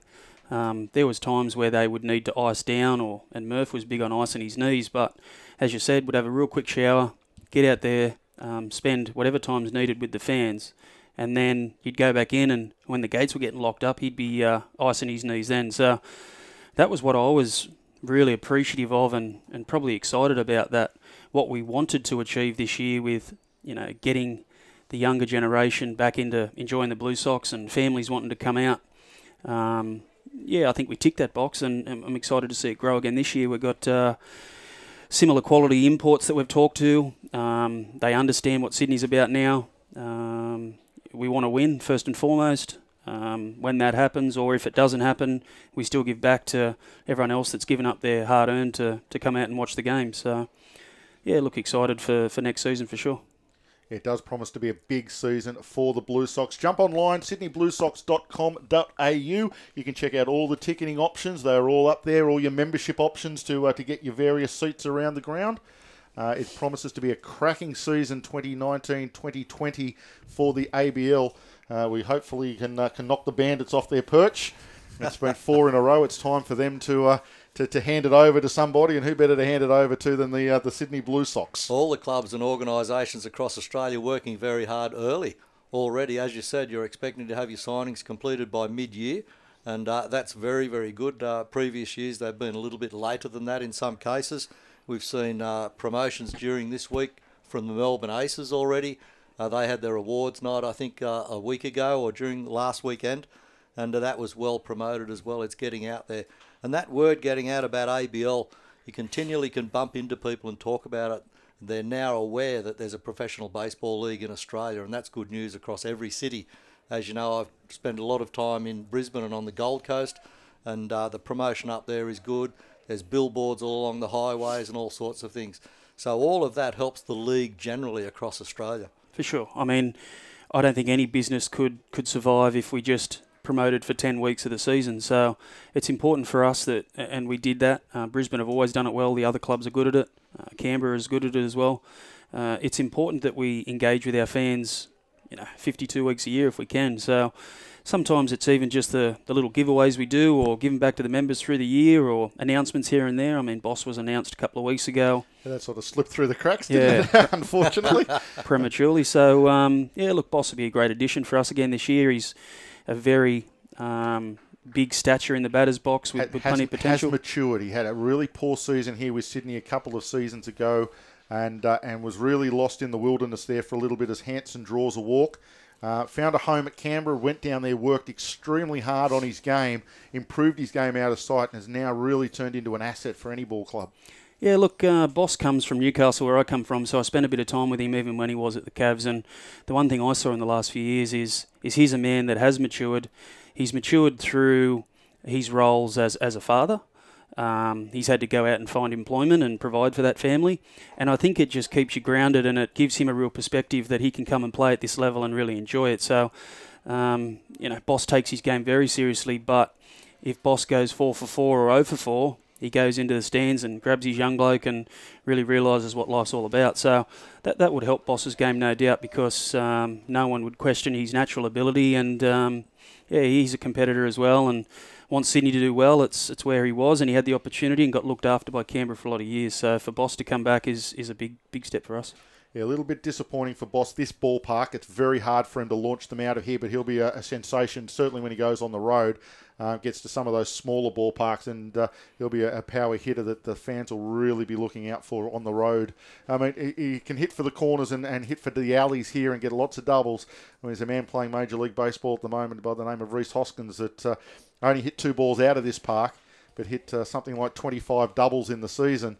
But when he went to away parks, geez, didn't he hit some balls out? And now that he's in the major leagues, doesn't he hit some balls out? Yeah, look, it's you're absolutely right. There is a lot of real estate here, but the long ball is important. And part of my off-season plan that we looked at is we need to build a roster that can compete in Brisbane and Canberra. Correct. We play them twice, maybe 3 times in some instances. So our roster now will be... I've heard for a lot of years that you've got to build a ball club to suit your ground, and I think we had that here for a long time. We had it with base hitters and guys that could run. Yep. And for whatever reason, we still haven't held that trophy aloft. So, well, the problem is you go interstate, you go to these other grounds, and these guys are still hitting their base hits, but the opposition are going thump, thump, thump, and putting runs on the board with every third swing. Agree. So that's definitely I don't need to hide that fact. That's something that we're looking at building on this year. Is who's going to be able to drive long ball runs for us in a couple of other stadiums. So, and look, I love playing against Brisbane. I love working with Brisbane off the field. They're the leader on and off the field. But there won't be anyone that I'll enjoy beating more than them. Well, there is one other team. They're slightly down the highway a little bit, but they're in the division anyway. So if you beat the Bandits, you'll get your hands on the Cavalry at some stage anyhow. Yeah. the conference system. What did you think about that conference system, how it all worked through year's end? First year it's been done with the expansion of the teams as well. It seems to have worked okay, but your impression? Yeah, when it first came out, I had my own questions. Why do we only play Perth once, or why do I have to play Brisbane twice? Probably lasts 5 or 10 minutes for me thinking about it. I think if we're going to win this thing, we're going to beat them anyway. So what it did do for those that are still unsure of whether it's the right model is you've got 8 teams to play in 10 weeks. I think I'd rather the conference system because it takes away the greyness of, why did Adelaide have to play Canberra twice, or why did Sydney have to play Brisbane twice? This is now very clear in your conference. A fly ball to centre field. Alex Howe takes the catch out there. That retires Brady Chant. So 2 down for the Vikings here in the 5th. Runner at first base is Soren Hanson. So the conference thing for me did work. It creates good rivalry. I was happy to have Canberra and Brisbane, believe it or not, in my division because it does add to that rivalry. We enjoy playing against each other and enjoy the rivalry off the field, and we do a lot of things together. So, yeah, to answer your question, mate, I liked it. Those that had to be a part of it had no issue with it. We had our ABL conference last week in Melbourne. It was raised. The only time that I foresee that changing is if... Sorry, Cam, do you want to announce that? No, that's right. It was just a foul fly ball to third base. Dylan Mitchell taking the catch in foul territory, which ends the innings. Travis McDonald, the out there. So the top of 5 gone. We're heading to the bottom of the 5. It is 3 runs to 2, the Vikings over Blacktown, as we continue our chat with our special guest, CEO and owner of the Sydney Blue Sox, Adam Dobb. Yeah, so the only time I foresee the conference changing is if expansion occurs again. There is talk of that. I would like to see it stay for a couple of years. I think the inclusion of the New Zealand team especially creates such a great atmosphere because it's growing the baseball in their country. They're now seeing under-14s, under-16s champions going to world championships and that sort of stuff, which is fantastic for growing the sport. Announcement the other day that they're trying to cut back on softball and increase on baseball, which is fantastic.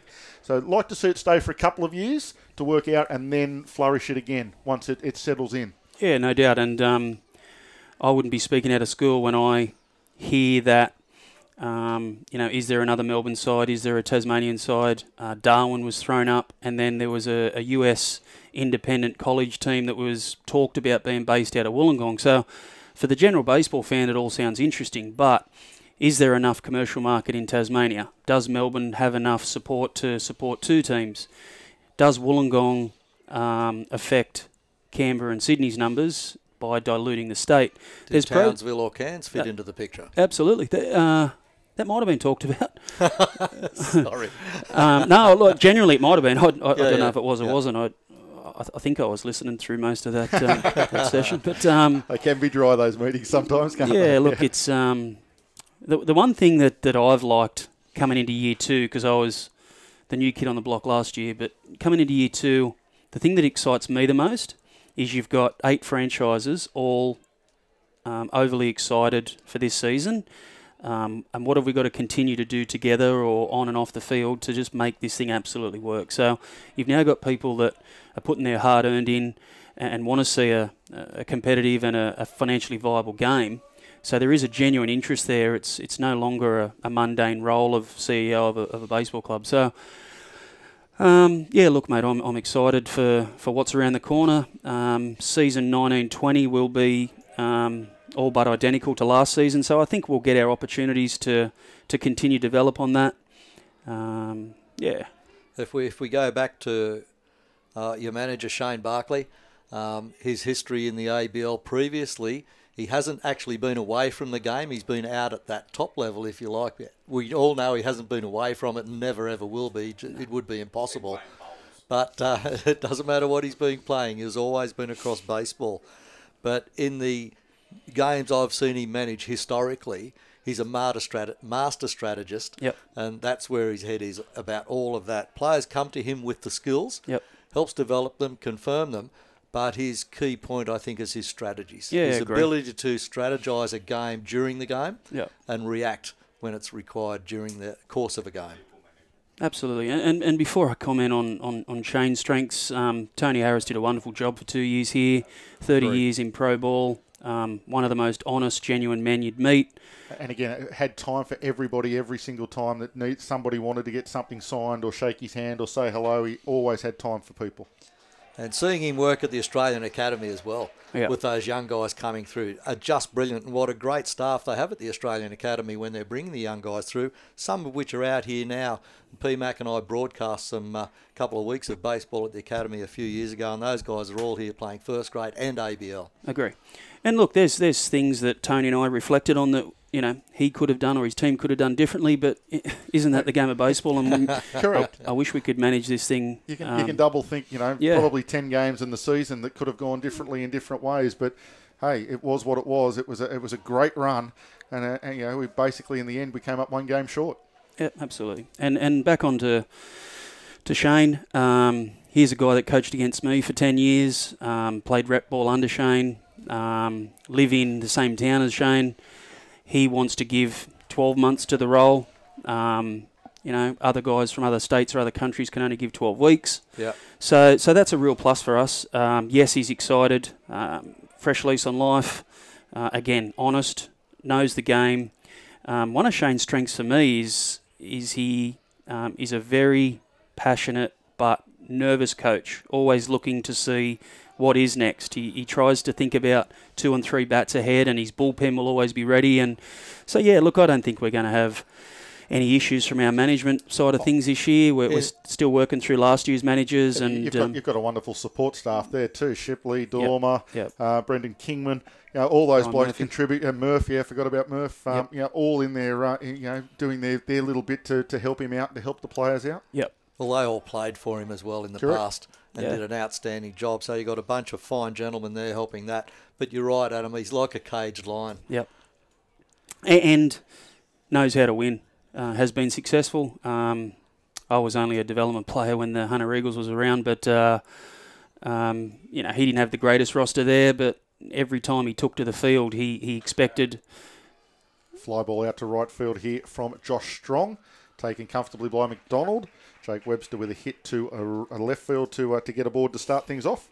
So yeah, Shane was always big on competing and you know, ultimately look for success every time he stepped out there. Would fight for it. I think he may still hold a record for most ejections as a manager in the league, but he's just passionate and that's not a bad thing if it achieves an objective of firing your team up or getting them going and getting your point across. It's not necessarily a bad thing. No, I've never seen it a bad thing from the management side of things. So yeah, look, excited.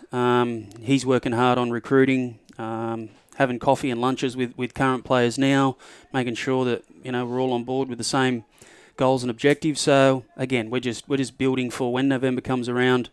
After the Premier 12, our club will be ready to go. Foul ball down the first base line, only just. And that one goes into foul territory, so we'll reset. Runner at first base is Jake Webster. Ben Martin in the batter's box for the Workers. So basically, Adam, going forward, 1920, similar sort of rosters, change of coach. Much going to happen in the ballpark in terms of changes to the ballparks, to memberships, to that sort of stuff, or going to keep it pretty much on level to what was a successful model of last year? Yeah, look, I don't think it'll change too much. I think it's important in this day and age to keep things fresh and mixed up. You don't want complacency to set in and fans get bored. So entertainment and ideas will continue to be a strength of my team. As we just see a play at second base, Eunice, the second baseman, flicked it across to D'Antonio, who was slid into heavily by Webster, but he did hang on to the bag, so it is quite legal that Webster went in and made sure he grabbed hold of the bag. And Canterbury management's going to go out and just have a chat about it nonetheless, because he did slide in. He had Jake around his feet. He went in very hard, but as long as he stays on or around that bag, he's okay. And I think Jordan Taylor, the second base umpire, just explaining that to the Canterbury management, and that has all been accepted. So the out given at second base, just one out there. Ben Martin on board, courtesy of the fielder's choice. Jeremy Beck to the box. Hopefully Scott Bodmore is tuned in again from the UK. Yes, he is. And also Gordon Guire is just, he's online. He's just, I don't have a microphone still here anyway. Yeah, Gordon, guys. Yes, congratulating you, Adam, for the year that was a very good year. No, I appreciate Gordon's comments. It was a good year. I'd be lying if I said it wasn't disappointing at the end, but it was definitely the step in the right direction that we wanted as a club. I guess unless you're Brisbane, you can't expect to win it every year, but we will... Trust me, they won't be winning it next year. No. We'll find a way. We'll nobble them somehow. We're working hard right now to combat that. So, but it's important that we think about the Perths and Canberra still, and Melbourne will always be strong and competitive, and I expect Korea to be a bit stronger next year too. I think, I'm not sure if embarrassment's the word, but I think they're such a proud nationality that I don't think the same side will come out. So I'll be interested to watch them. New Zealand signed Mincy again. He'll be working hard through his US season to make sure he's got some imports that can help be a bit competitive. They got a couple of good wins during the season. They did at the back end, didn't they? Across the nation. Yeah, for sure. Yeah. Yep. They were just a pitcher or two away from being a strong roster and maybe an import or two away from being a very strong team. Yeah, no doubt. I had the privilege of broadcasting their trial game against Brisbane in Brisbane at the very start of the season, and it was a fresh look. It really was. Yeah. And the Koreans, I think the Koreans just underestimated the ABL first season around. I think they didn't think we were going to be as strong a league in general as what we are. And as you say, Adam, I don't think they'll make that mistake twice. No. They're doesn't Auckland have a different venue this year? Yeah, Auckland will be going to their new stadium, the QBE Stadium in North Auckland. It's up the other side of the harbour. I was actually looking at the stadium the other day. It looks like a fantastic facility. Actually chatting with a friend of mine at work that is a Kiwi that comes actually from the town that the QBE Stadium's in. The suburb just escapes my name now off the top of my head, but... you probably couldn't pronounce it, Cam. I could have. I did. I had it up here at one stage, but anyhow, when he was saying it's going to be a fabulous stadium to play baseball out of. He said once they set it up for the baseball... The Lizards. It's going to be a fantastic venue. The Tuatara. We were lucky enough when we visited there to do a stadium visit of QBE, and a beautiful stadium for rugby union. And they've got a lot of money over there to turn it into a baseball facility. So the architecture that I saw last week on plans, it's going to be exciting, and I wish them all the best. I really hope the stadium is finished. November and December is a real wet period over there. Okay. End of the year, but that would have been hard for Auckland too, wouldn't it? I mean, I think they had 60 days on the side, inexperienced side, hadn't played together for years, so they don't have the bonds that other clubs have got.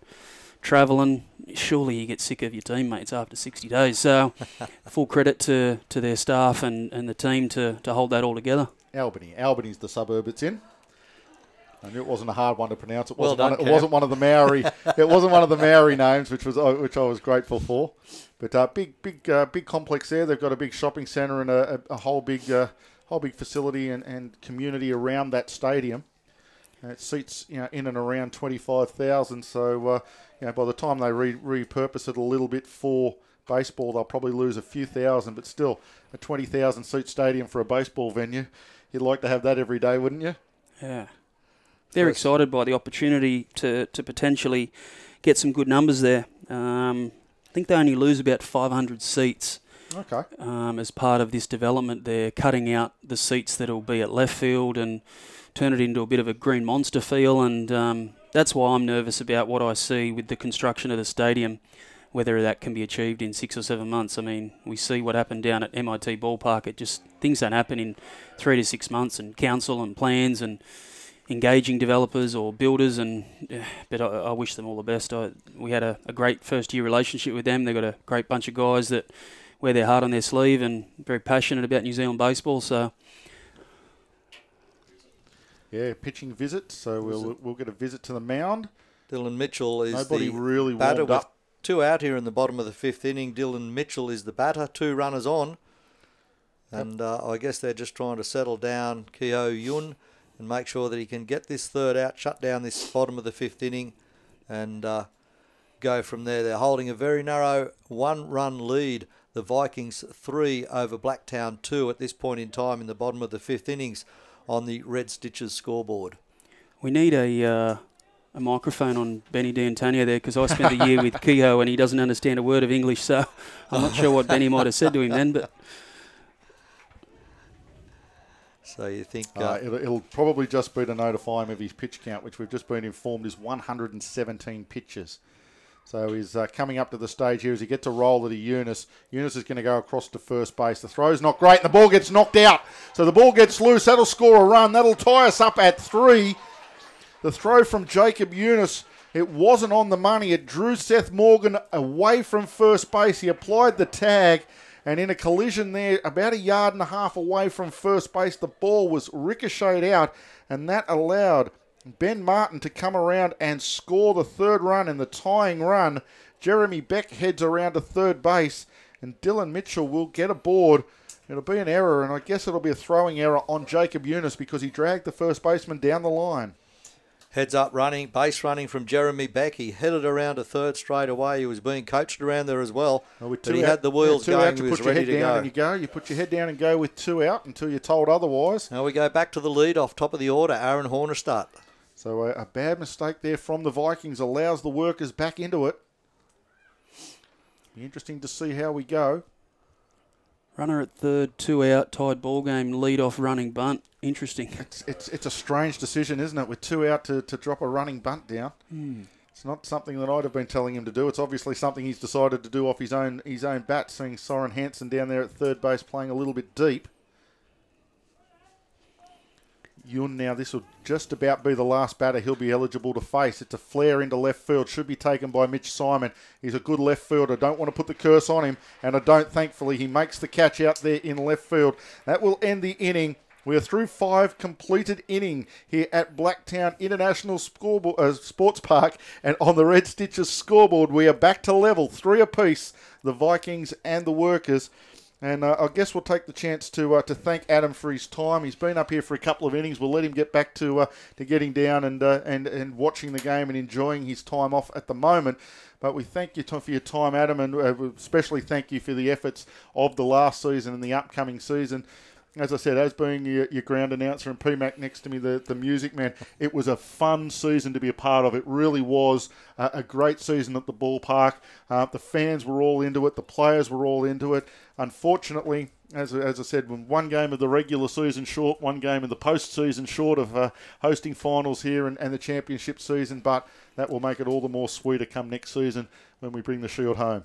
Absolutely. I just wanted to say again that both of you guys helped me to produce that atmosphere that created the fans. So, not to take away from the efforts that you guys have done this year, and look forward to working with you both next year. Yeah, it was great. And Harrow if he moves back. It was great fun being up there and trying to roll the crowd up when the boys were rallying and the boys were holding on for those final couple of outs when we needed the win. So, and also to the fans, a big thank you to all the fans that come out here to Blue Sox Stadium, because they've got to get involved. For seasons they were here sitting on their hands and just watching the baseball and going, oh ho hum, it's another game of baseball. But last season the fans really bought into what you, the staff and the players were trying to do. There was noise, there were cowbells, tambourines, you name it, garbage bins getting belted. The noise was great, the atmosphere was great, and if we build on that this coming season, it promises to be a fantastic season for the fans and the Blue Sox. High fly ball, right field side, off Seth Morgan's bat, into the glove of Josh Geyer, deep down in right field side. Well tracked from Josh Geyer. Seth Morgan goes out on a fly ball to position 9 to bring up the first out on the Vikings, top of the 6th inning. So, yeah, thank you for your time, guys, and appreciate all the support with the Blue Sox. And I guess the last thing I just got to say is we've got to see whether we can find any more of your relatives to sing the national anthem next year. Kimmy and Shazza. Kimmy, Shazza, Debbie did a good job. Yeah. We'll see if we can find a few more Dobbs to do the national anthem next Absolutely. year. Thank Cheers, you, guys. Adam. Thanks, you, mate. Adam. All the best. Adam Dobb, owner and CEO of the Sydney Blue Sox. So great to have a chat with Adam, and all is well for Sydney Blue Sox baseball in season 2019-2020. Will Fullerton at the plate now, designated hitter for the Vikings, and he steps in, takes a swing at that first pitch, and we've got one out here. Seth Morgan, the lead-off out. Will Fullerton at the plate, as I said, and on the mound still Matt Ray, of course, for the Blacktown Workers. Missing outside. Pitch count for Fullerton is 2-2. 2 balls, 2 strikes, the count now. Plate umpire Trent Thomas calling the shots during the night. Third strike goes down looking, does Will Fullerton. So a KC, 2 KCs and a K2 for Fullerton at the plate tonight. Brings up the second out on the Vikings. Sombrero coming up for Will Fullerton. That's 3. He needs to be careful. Whoop. The fourth one's the sombrero, and Gordon Guy is not very happy with us, Harrow. The game's gone into his maths time. I didn't say anything. So no, it's gone. It's gone into married. Oh, you mean married us? at first Yes, sight? us. Yes, The royal we. The game. The game has gone into his reality television time. This is reality. Gordon, on your bike. Mitch Simon steps up now. Is that a Harley? The bike, I mean. Yes, his bike, yes. Well, it used to be. Mitch Simon at the plate here with 2 out for the Vikings. The score's locked in at 3-3. Top of the 6th inning. Still 4 to complete. Fastball outside missing from Matt Ray. So 3 straight balls, Matt Ray to Mitch Simon. He's had 2 appearances. This is his 3rd plate appearance. Last appearance was a single to centre field. This time he walks, Mitch Simon. And then we go back to the top of the order for the Canterbury Vikings. Trent D'Antonio will come to the plate now with 2 out here and a runner at first base. D'Antonio, of course, Mr. Reliable. He's had a fly ball to right field side, a fly ball to left, and a fly ball to centre field. He's been all around everywhere. So there you go. It is Trent D'Antonio. We'll see what he will offer up here with his runner on base. Very good at the plate for moving runners around the diamond. Got a good eye. Missing inside there with a fastball is Matt Ray. So 1 ball, no strikes yet with 2 out here, top of the 6th inning. A very well controlled game. 3-all, the scoreline. And Matt Ray trying to make a comeback here. 1 ball, 1 strike on the bat of Trent D'Antonio. And crowd has gone silent. A few people out there. The cool air has come in as well here in Sydney's West at Blacktown International Sports Park. And it is getting a little bit chilly. So they're all rugging up. Runner gone. Swing and a miss there. Hard swing from D'Antonio. Runner gets there. And was there easily anyway, well before the ball got there. That's Mitch Simon sliding safely into second base. And, of course, into scoring position out there at second, Mitch Simon. Vikings will be looking to try and seize the lead back in this game. They're in the top of the inning. It is a 3-all ball game. Top of the 6th inning. And Vikings want to get that little bit of a lead again. They had a terrific win last night and well done to the Canterbury Vikings. And, of course, Blacktown looking to lock it up tonight and force Game 3 on Wednesday. Ray comes to the plate, misses outside or low, or both. Can't judge the height from here, but can see the angle of the ball over the plate, and that one missing outside for sure. 2-2 pitch now from Matt Ray as he goes for a little stroll to reset the mechanism before he steps back up on the hill. He's got a runner at 2 that he's well aware of, but there are 2 out. And D'Antonio facing him at the plate. 2-2 pitch. D'Antonio swing and a miss after the runner goes, but D'Antonio becomes the 3rd out on a K2. A big swinging strike. Wanted to take that hard, but halfway through the 6th innings here at Blacktown International Sports Park, the Red Stitches scoreboard reads Canterbury 3, Blacktown 3.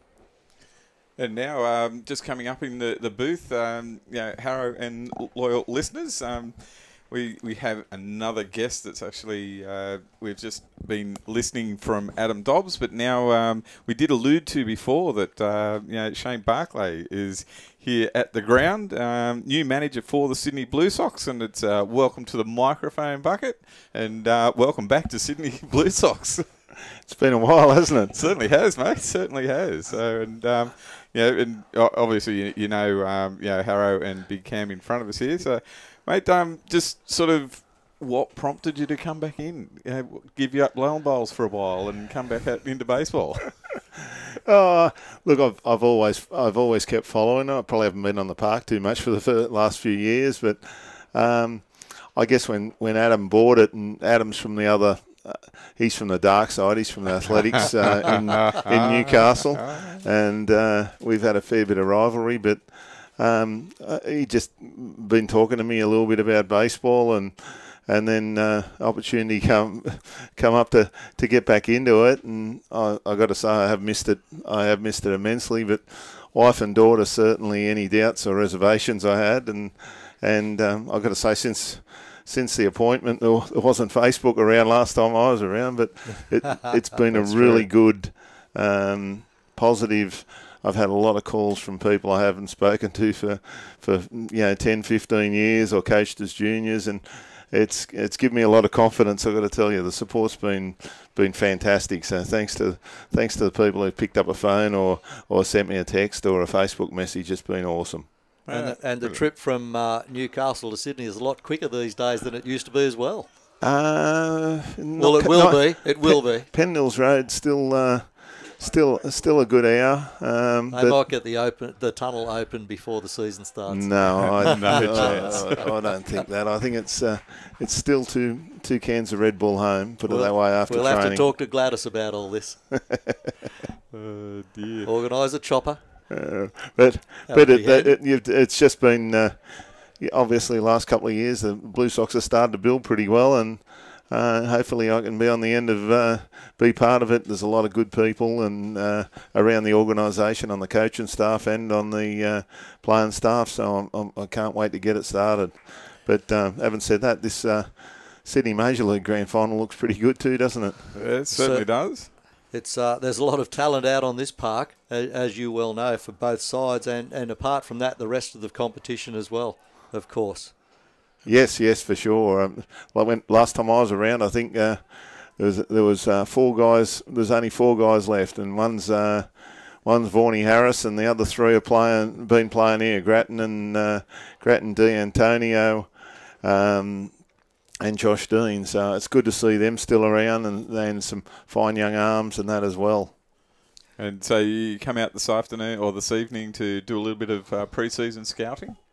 Yeah, just to get my head back into it. I've been to a few games over the final series and been pleasantly surprised with the top level of it. So that's a good start.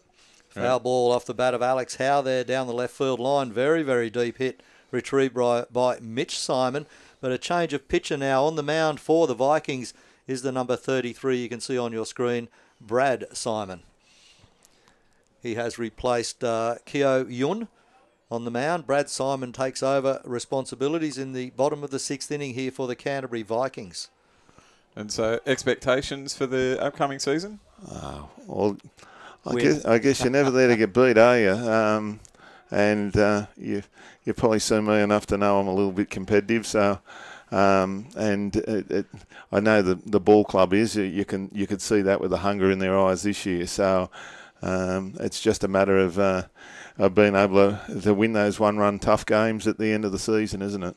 So, I got a good feel. I think the culture's already built here to be exactly what you want in an ABL team, and if you've got a good culture, then you know the quality of baseball that we have with the imports around Australia. It's all good.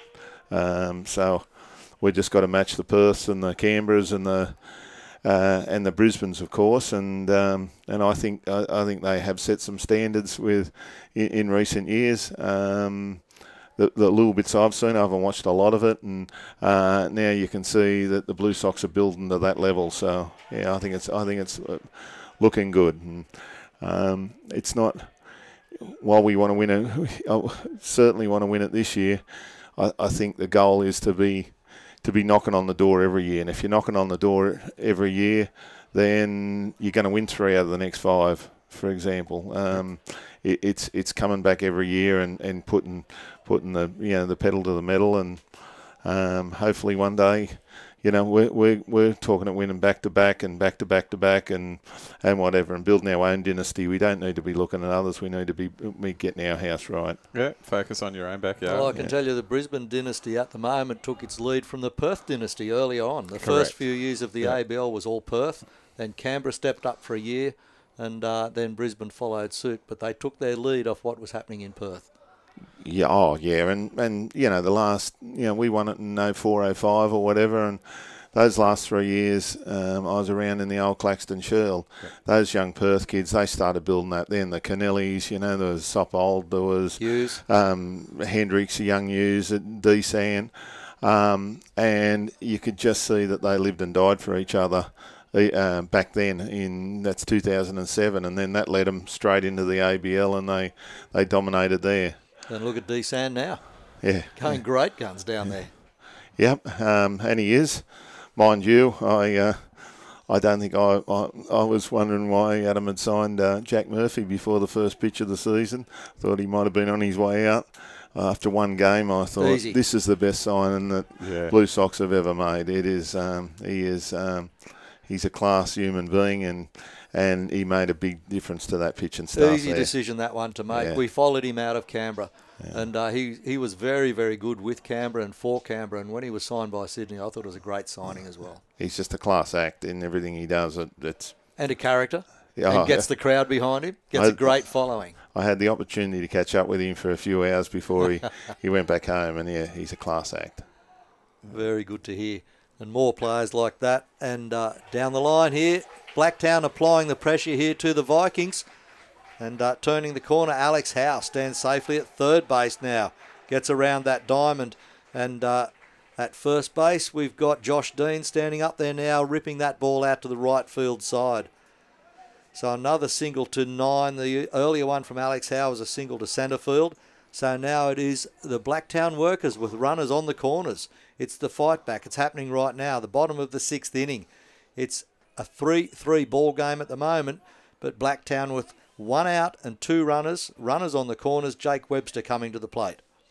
We were expecting an arm wrestle throughout this whole competition, or this whole championship series, and no difference.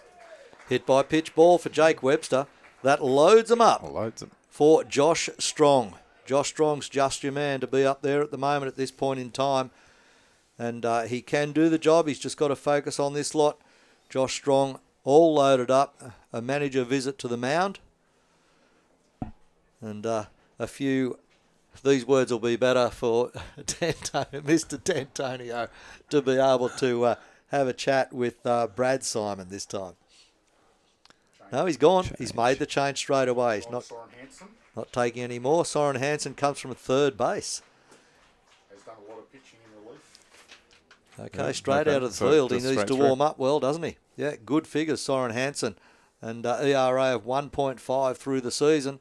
A win-loss record of 5-0. So very, very good off 35 and 2/3 innings. 35 and 2/3 innings, an ERA of 1.5. Very good stats for a pitcher to come in. The only issue I see is that he's coming out of the field. That's right, so base. Potentially not as warm as you'd like him to be. He's got to get 2 outs. He's got to warm up. Will Fullerton to second base. So the DH has gone over to second. D'Antonio to third. Will Fullerton goes to second. Yeah, and D'Antonio to third in the hot corner for that. So yeah, and Fullerton was the designated hitter, so he comes into the game, obviously. Yep. D'Antonio. And as we said before, we've got joining us in the booth. We do have Shane Barclay. Some say bucket, some say bucket.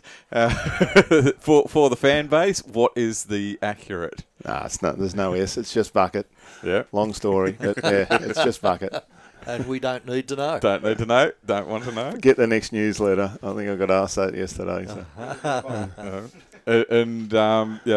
I did flip you a little bit of a comment as we just sort of walked in here, and when I heard of the appointment, I thought, okay, we're going to have Jimmy Buffett playing at baseball. So is it going to turn here at Blacktown International Sports Park into Margaritaville? I think a couple of palm trees at left field would look pretty good, don't you? Yeah, they would anyway. Around the beer garden. Around the beer, maybe a pool in the beer garden would be nice. I know just the inflatable spa things they have with some of those events. You can put one of them down there. I know just the place. It's based at up near Kingscliff, up near where I live, and they actually sell palm trees. They brought them all down for Darling Harbour, right. So they could be shipped down here. They do that on a regular basis. And I know the supplier personally, family friend. And so is that part of your contract to actually have Jimmy Buffett at least once every game?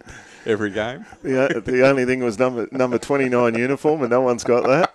That sign over there on the roof, or the sign that's not there, you could put a sign up. That'll be Margaritaville. When we get out of this innings, I'll tell you a quick one about that. Nice pitch. Josh Strong now at the plate with loaded bases for the workers. One out here. The lead off Josh Geyer on a fly ball to centre field. Since then, they're all loaded up. Change of pitcher. Brad Simon comes in the bottom of the 6th inning with one out. Soren Hanson. Soren Hanson, I should say. Brad Simon has left. It's a shame for Brad. It's a shame for Brad, isn't it? He's got really good movement and some velocity. If he can start throwing strikes, he's certainly a great pitcher. Well, opportunity knocks for him right here. And are you going to be watching some of the Sydney Winter League or the Newcastle League up your way, Shane? I'm actually a Belmont Live member, but I'm going to go over and coach a little bit at Phoenix. Belmont had a coach, and Phoenix were good enough to let me do a bit of managing because I haven't been on the park for a couple of years just to get my head back into it. So I'm going to be doing a bit up there, and they tell me today they've got Dean Aldridge coming up to play a few games, so that'll be some decent velocity. Yeah, fair enough. Double play to get out of that, and very nicely done. Yes. Dean Aldridge out of the Ryde district here in Sydney. Yes, yeah. And, he's been working away hard for quite a few years as well, for a very young guy too. Yeah. Blue Sox season, a lot of velocity, a lot of promise, just lacked a little bit of control at times in the last season. I know he was working hard with Murph and the boys to try and get that back, but he'll be an asset in the bullpen again this season for the Blue Sox.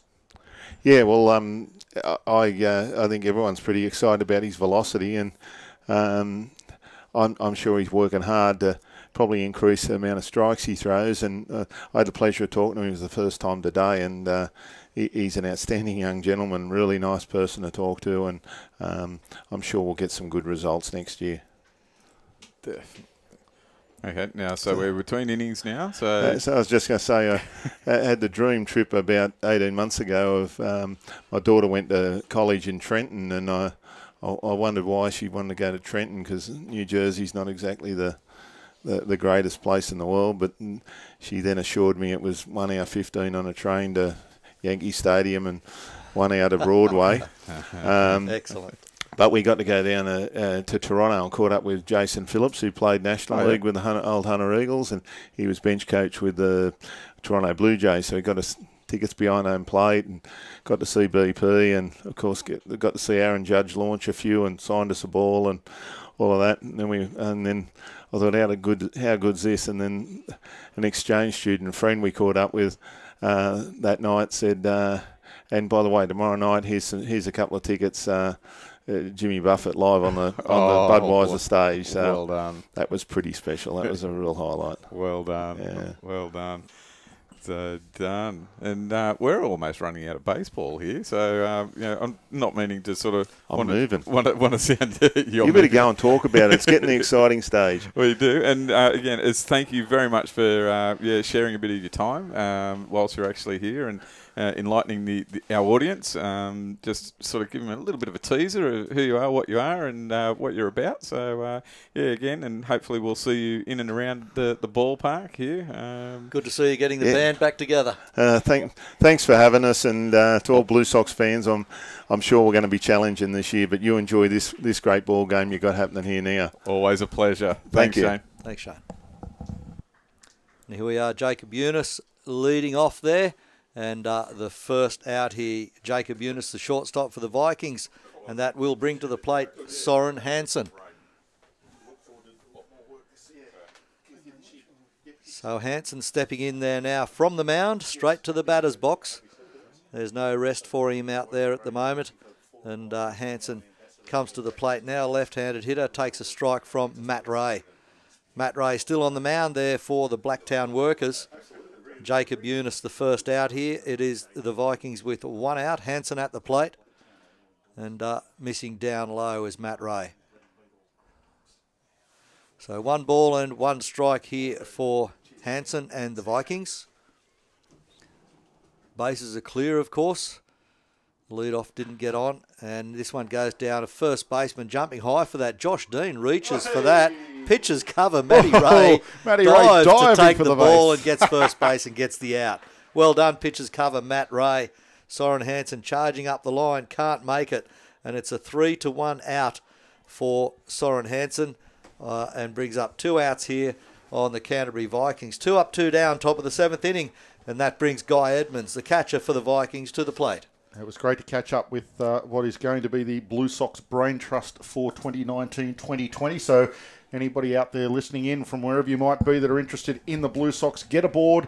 Check out sydneybluesox.com.au. There are membership options right across the board there for you to get on board in the 2019-2020 season with the Sydney Blue Sox. Niles Barkley. Can't sing. Fair enough. I don't know why that popped into my head. It did. There's a number of Barkleys that are famous. One of them being Shane Barkley. This one popped up into foul territory. A chance for Jake Webster goes back to the fence. It's going to be inside the fence. Has he got it? Yes, he has. What a catch by Jake Webster right up against the netting here in, right in the back of foul territory. There was no further room for him to move. Grabs the foul fly, ends the inning. And the Vikings are done here in the top of the 7th. Time to stretch here at Blacktown International Sports Park. As we check the Red Stitches scoreboard, we see it is 3 apiece here in the middle of the 7th inning between the Vikings and the Workers. Take a short break and we'll be back with the bottom of the 7th.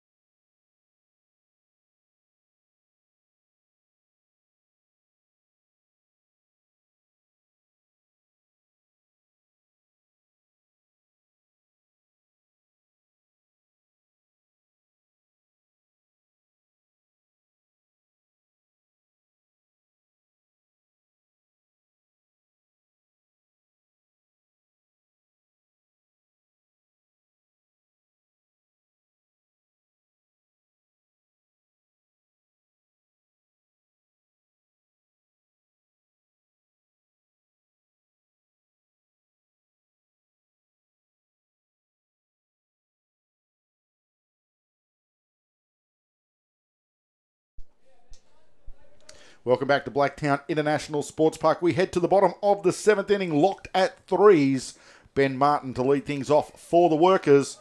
Takes the first pitch from Soren Hanson, who has moved over from third base to the mound. Trent D'Antonio now playing at third base. Will Fullerton replacing D'Antonio at second base as Hanson fires in a called strike at the plate. If you've missed it, Mitch Simon is in left field. Brady Chant centre field. Travis McDonald in right field. Trent D'Antonio now at third. Jacob Eunice the shortstop. Will Fullerton is at second base. Seth Morgan at first base. Guy Edmonds behind the plate. Soren Hanson on the mound for the Vikings. And as we always know, in every game of baseball, no matter what level, once you start going to the bullpen and you see what depth you've got of pitching strength there in relief and closing, that's a good out. Good out. First baseman Seth Morgan going full stretch and having to back off first base. So good effort there. Keeping contact, full stretch for the ball, and then steps back out of the way of the runner. So it is Ben Martin charging up the first base line out on that play across the diamond. A nice picture just sent to us on Twitter. Twitter handle at Summer of Baseball of the Ride Hawks. Champions there of third grade. Very good. Glad you sent that through. Well done. Thank you, Mitch, for sending that one through to us. So a nice picture of the Ride Hawks in front of the scoreboard after winning the third grade grand final. Jeremy Beck at the plate now. 62, the designated hitter for the Workers. A very, very tight ball game. They don't get any tighter than 3-3. But who has the most enthusiasm at the moment? Who's in the ascendancy? To me, it appears to be the Blacktown Workers. Batting in the bottom of the inning, bottom of the seventh. It's their opportunity to try and get ahead in this game. But a very tight ball game. Totally different to the game that we saw last night. Yeah, Vikings got out there early and just held on all the way, didn't they, in last night's game? But tonight, the Workers fighting hard every step of the way. So Ryde winning the third grade competition. Manly winning the second grade competition. Who wins the first grade competition? Well, Canterbury supporters would like to say them tonight.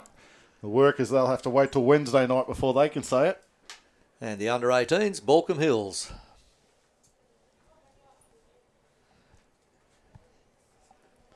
Jeremy Beck still at the plate now, settled. Ben Martin, the runner. No, he's out at first base, I should say. Bases are clear. Martin, the first out. Pitch straight through Guy Edmonds to the back netting. 2 balls, 2 strikes. 1 away, locked at 3s.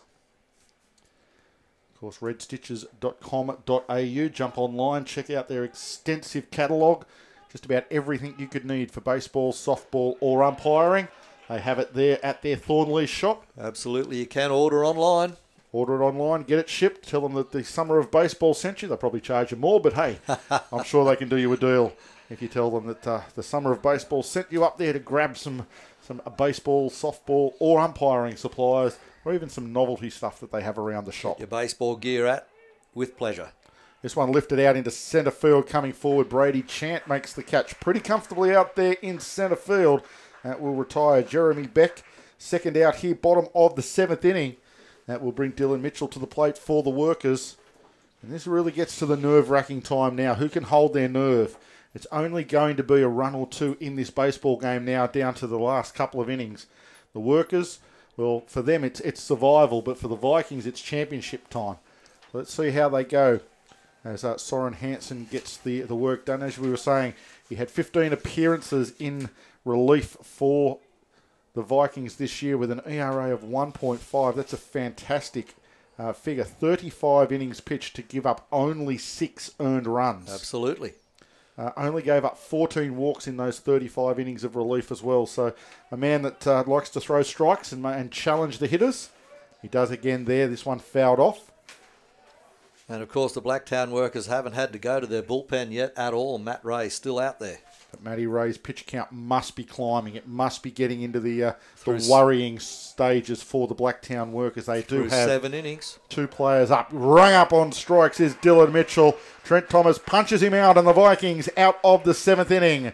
We're through 7 complete here at Blacktown International Sports Park. And thanks to Red Stitches on the Red Stitches scoreboard, the Vikings and the Workers are locked at 3 apiece.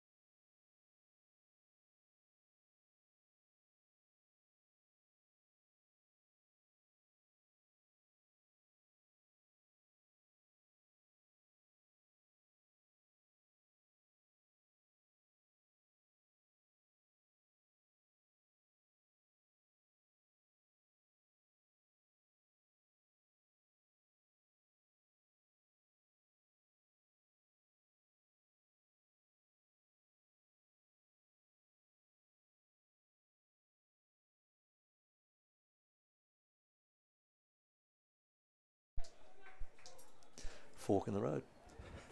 We're at a fork in the road right now, as are the Canterbury Vikings and the Blacktown Workers. Change of pitcher on the mound for the Blacktown Workers. Grant Piccoli replaces Matt Ray, top of the 8th inning. And the first batter that Piccoli faces is Brady Chant. Chant, the centre fielder tonight for the Vikings, as he was last night. Opportunity knocks for the Vikings to break this game open. And that gets through third baseman Dylan Mitchell. Cannot glove that one. Gets across to it but can't get it. That was a hard hit ball from Chant. Drives it out to the left field. Ben Martin retrieves that one. A hard hit ground ball. Gets through third base. Runner on base now for the Vikings. As I was just saying, opportunity knocks for them to get ahead in this game in the top half of the 8th inning. Only 2 innings left to go. A 3-3 ball game. And Grant Piccoli comes on fresh out of the bullpen for the Workers. So Brady Chant, single to position 7, stands at first base. He's followed to the plate by Travis McDonald, the right fielder for the Canterbury Vikings. Yeah, Matty Ray just running out of pitches. His pitch count was up over the 100, so Blacktown Workers needed to take him out of the game. Did well to get through 7 innings, Cam. He did after going deep in those first couple of innings. I think he, in the first 2 times he faced Trent D'Antonio, he threw about 22 pitches to him in those 2 at-bats. So he certainly had some pitches sucked out of him early, but did a great job getting the Workers through to 3-all after 7, and at least going out of the game with a no result rather than on the hook for the loss. Certainly did. You're listening to the Summer of Baseball, brought to you by Sports Broadcasting Australia, and supported by Red Stitches Baseball and Softball Supplies. Next pitch to McDonald. Called strike by plate umpire Trent Thomas. Umpiring panel for any of those that may inquire. Trent Thomas is the plate umpire. Phil Choi at first base. Jordan Taylor at second base. And Matt Saunders at third base. McDonald, this one into centre left field, down the alley. Can they get there? The outfield, centre field. Does he get there? Yeah, can't quite see. Yes, he does. Great catch there from a charging Alex Howe from way over in centre field. Gets across, backed up by Ben Martin. But it's Alex Howe, calls Martin off, takes the catch. Travis McDonald out on a high fly ball to centre field. It goes down in the book of centre field, but it's directly through the alley of centre left. Well done, Alex Howe. Great chase to get that all-important out on a charging Canterbury Vikings team. They're trying to get a run in front here, and they've still got a runner in Brady Chant standing at first base. He hustled around to 2, but had to get back quickly to first base. He's on. There is 1 on and 1 out for the Vikings. Seth Morgan, first baseman for the Vikings, at the plate now. Brady Chant has stolen 7 of 8 bases on the season, so definitely a threat to go. But with the left-handed Piccoli up there, we'll need to be a little bit careful as to how he takes off. Absolutely. Seth Morgan in there now. Pick-off attempt from Piccoli. Had a big lead, but a big quick slide in head first gets him back to first base. Brady Chant definitely going to push the limits up there at first base, try and maybe draw a wild throw from Piccoli or get a big enough jump to go to second base. Well experienced on the hill, Grant Piccoli, with the Blacktown Workers for a number of years. Has played ABL for the Cavalry in the past couple of seasons too. Misses down Correct. low. So has been seen as a good left-handed reliever to play at ABL level. Building on his state league experience. You always need a couple of righties and lefties in your bullpen as he goes across to first base. This time, Brady Chant not taking too much of a lead over there, being nice and safe at first base. Good step. Piccoli letting him know that he is paying attention.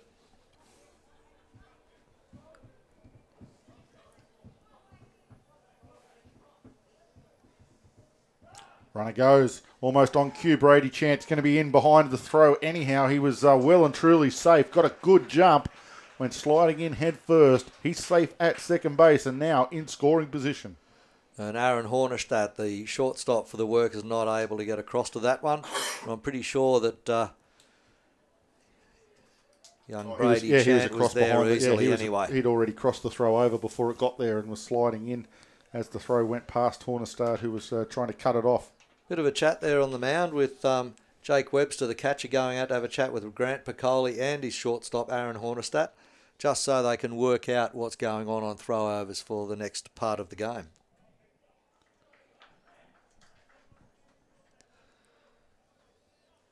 So Piccoli looking in again now. Seth Morgan waits again.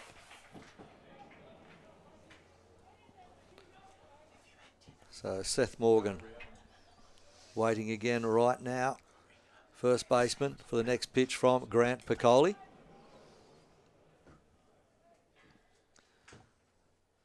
And fouls that one off. Back over the first base side, over the back of the first base grandstand. Very, very interesting time here for the Vikings. They are looking for one run. That's all they're looking for to be able to get that advantage. Do now with the left-hander on the mound. Do you consider sending Brady Chant, as Jackson White reckons he's the quickest player in the league at the moment, yep. Brady Chant. Do you consider sending him to third? Well, it's not going to matter because that ball's put him behind him towards second base. So he will go to third and turn the corner and hold as Seth Morgan moves him around to third on the ground ball to second base. Now the Vikings have got to run 90 feet away from taking the lead. But there is 2 out. Yep, 2 out here right now. And I get the feeling that Blacktown tend to finish games very strongly, starting slowly, building towards the end. So if the Vikings can't get a saver in here, build a bit of insurance, it is 3-all. If they can't get their nose in front, I'm starting to get that feeling the workers may well just creep up on them in the bottom half of the innings. I'll see what happens here. Will Fullerton, he's in the batter's box looking to get a base hit to score. Brady Chant from third base. Give the Vikings a 4-3 lead. Fullerton with 3 strikeouts in 3 plate appearances thus far. 2 looking and 1 swinging. Golden sombrero on the line. Should he strike out again here? Down and away. And missing outside. So 1 ball, no strikes. First pitch to Fullerton. That's where you'll get him.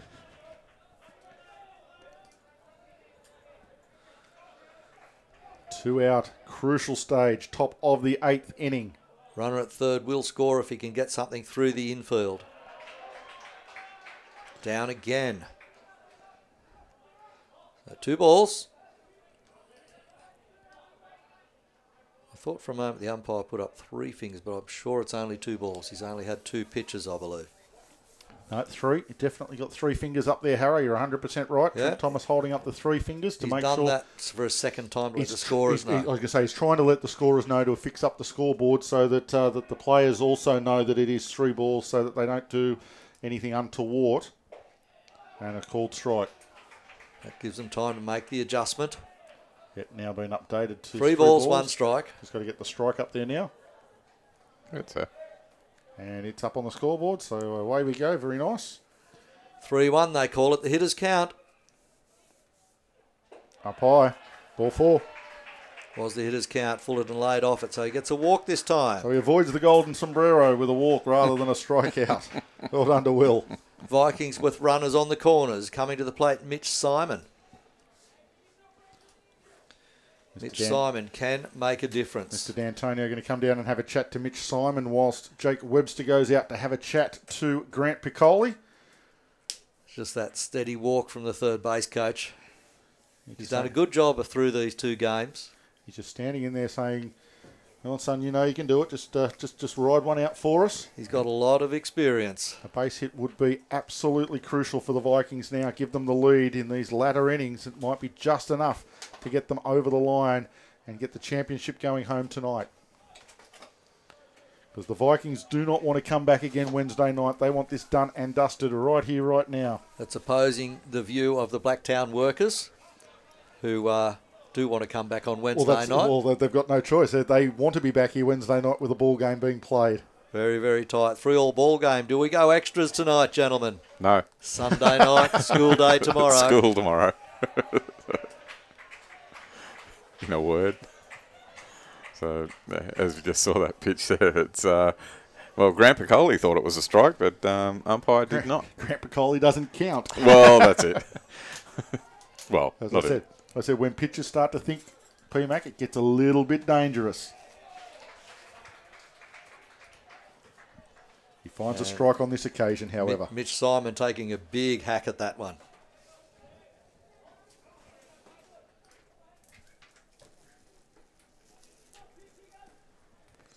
So Grant Piccoli just struggling a little bit. Runners on the corners, 2 away. A 1-1 count to Mitch Simon. He takes it, just misses outside again. Grant Piccoli throws his head back into spare. He doesn't get that pitch. He thinks it's in there. He doesn't get it. Sort of looks up and thinks, oh, why me? Now behind 2-1. Again, a good hitting count. Mitch Simon can be looking at fastball. If he doesn't get it, he can try and lay off. He does get it. He does lay off anyhow. Called strike. He's been at the plate for a while, taking some pitches, Mitch Simon. So a 2-2 count now on Mitch Simon with 2 out.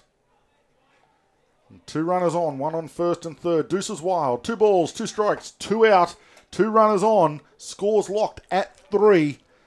Massive pitch in the scheme of the game. The runner goes, not worried about him, and that will be low and inside. So now they will have runners at second and third with a full count and 2 away. Wow. If he misses Mitch Simon here, it brings the very, very dangerous Trent D'Antonio to the plate.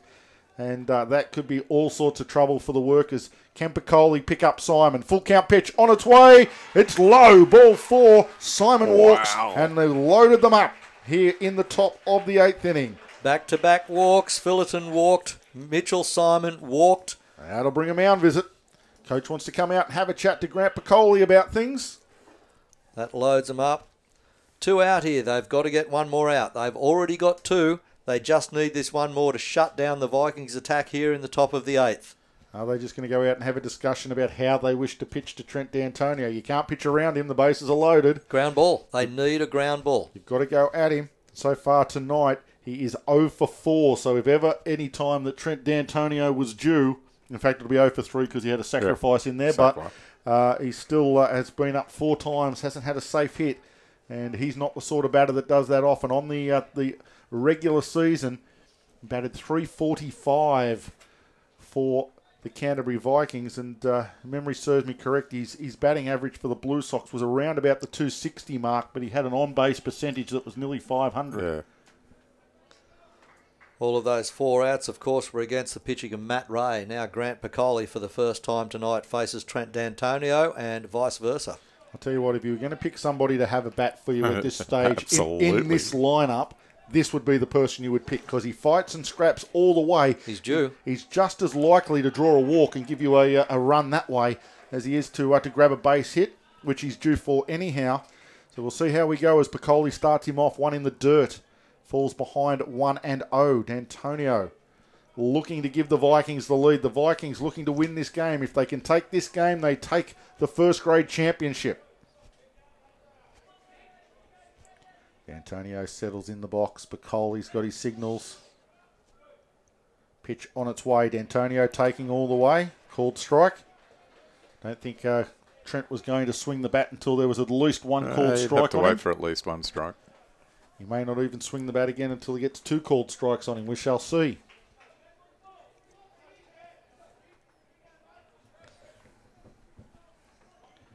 Piccoli settles. Crowd settles.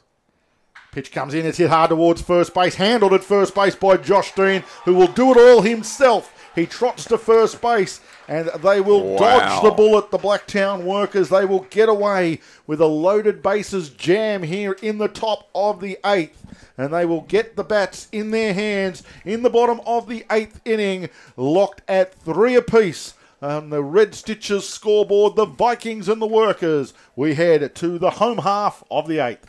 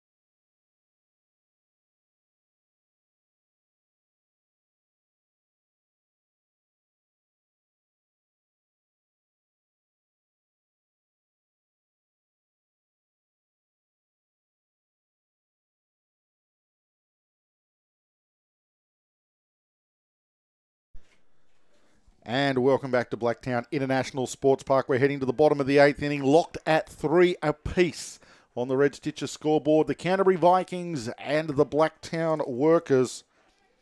And we are heading to the top of the order.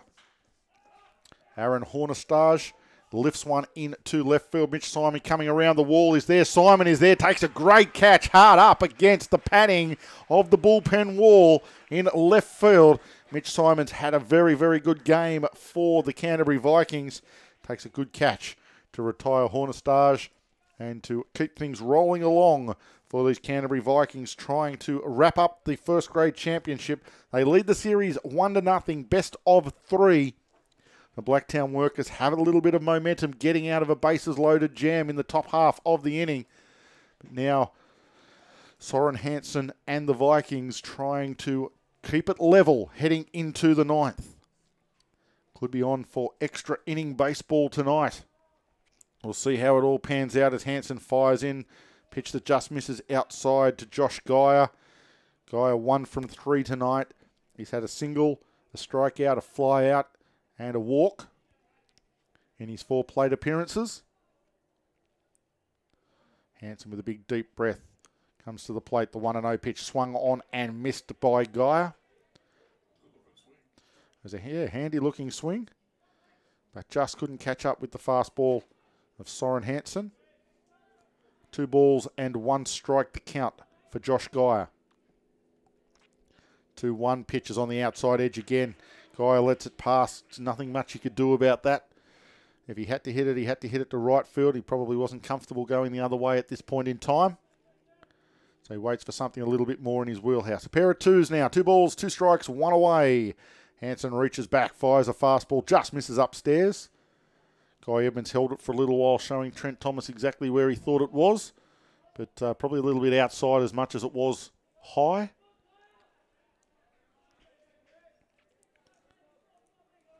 And the count fills. Payoff pitch, swung on, driven up the middle. Nice base hit that by Josh Geyer. Rounds 1, running hard, turns the corner hard, puts the brakes on, heads back there with a single to centre field. Josh Geyer aboard for the Workers to give them a chance here in the bottom of the 8th to take the lead and to break the deadlock.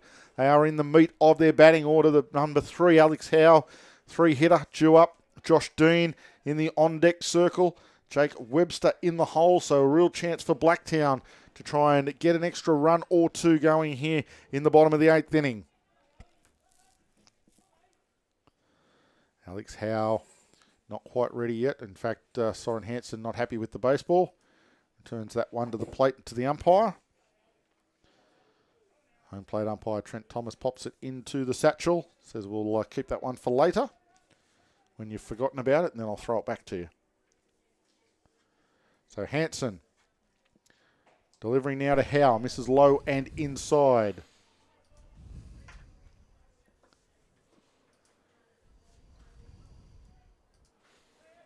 Alex Howe taking plenty of time.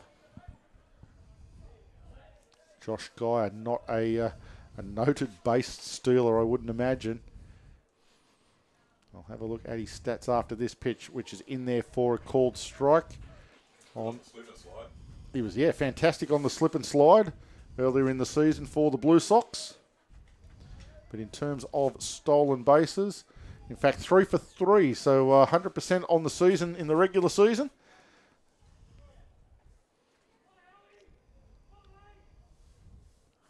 As the pitch comes in, popped up in the air by Howe. It's coming down almost on the right behind the mound, in fact. And it'll be Jacob Eunice, a shortstop, that comes across and makes the catch. So Alex Howe with a high towering fly ball that went pretty much nowhere for the second out. Now it will fall to Josh Dean to try and break the deadlock here in the bottom of the 8th. And shout out to EJ. Didn't need the double play that time. He called it earlier in the game when they got the double play to end the 6th inning. Was calling for a double play there again in the 8th, but they didn't need it. They got a fly ball from Alex Howe, and now Josh Dean with 2 out, runner at first base. Scores locked at 3 apiece. Hanson takes his time, delivers to the plate. This one just misses inside for a ball. Josh Dean having a decent night. He is 1 from 2. He's had 2 walks, a fly out and a single. Can he advance the runner? Give the Workers perhaps even the lead if he can put one into the corner. This is clubbed to centre field. This is deep. Going back is Chant. He goes back to the warning track before he takes that one. That is a deep hit here in Blacktown in cool conditions. That ball travelled a mile, but unfortunately this is a big ballpark, and Brady Chant was able to backtrack onto the warning track and takes a good catch in centre field to end the inning. It was very deep to start with, Brady Chant. They knew something big was coming somewhere on the centre right side. Chant was all over that. Gets a little bit darker out there, but he was all over it right from the get-go. He did make a run and he did have to go to the warning track, but he was warned. He was already out there in preparation to get that all-important out. And the Workers can't make the breakthrough in the bottom of the 8th. We'll go to the 9th and final inning of this game. Maybe not the final. We will go to the 9th inning, no doubt about that, with the scores locked at 3-3 on the Red Stitches scoreboard.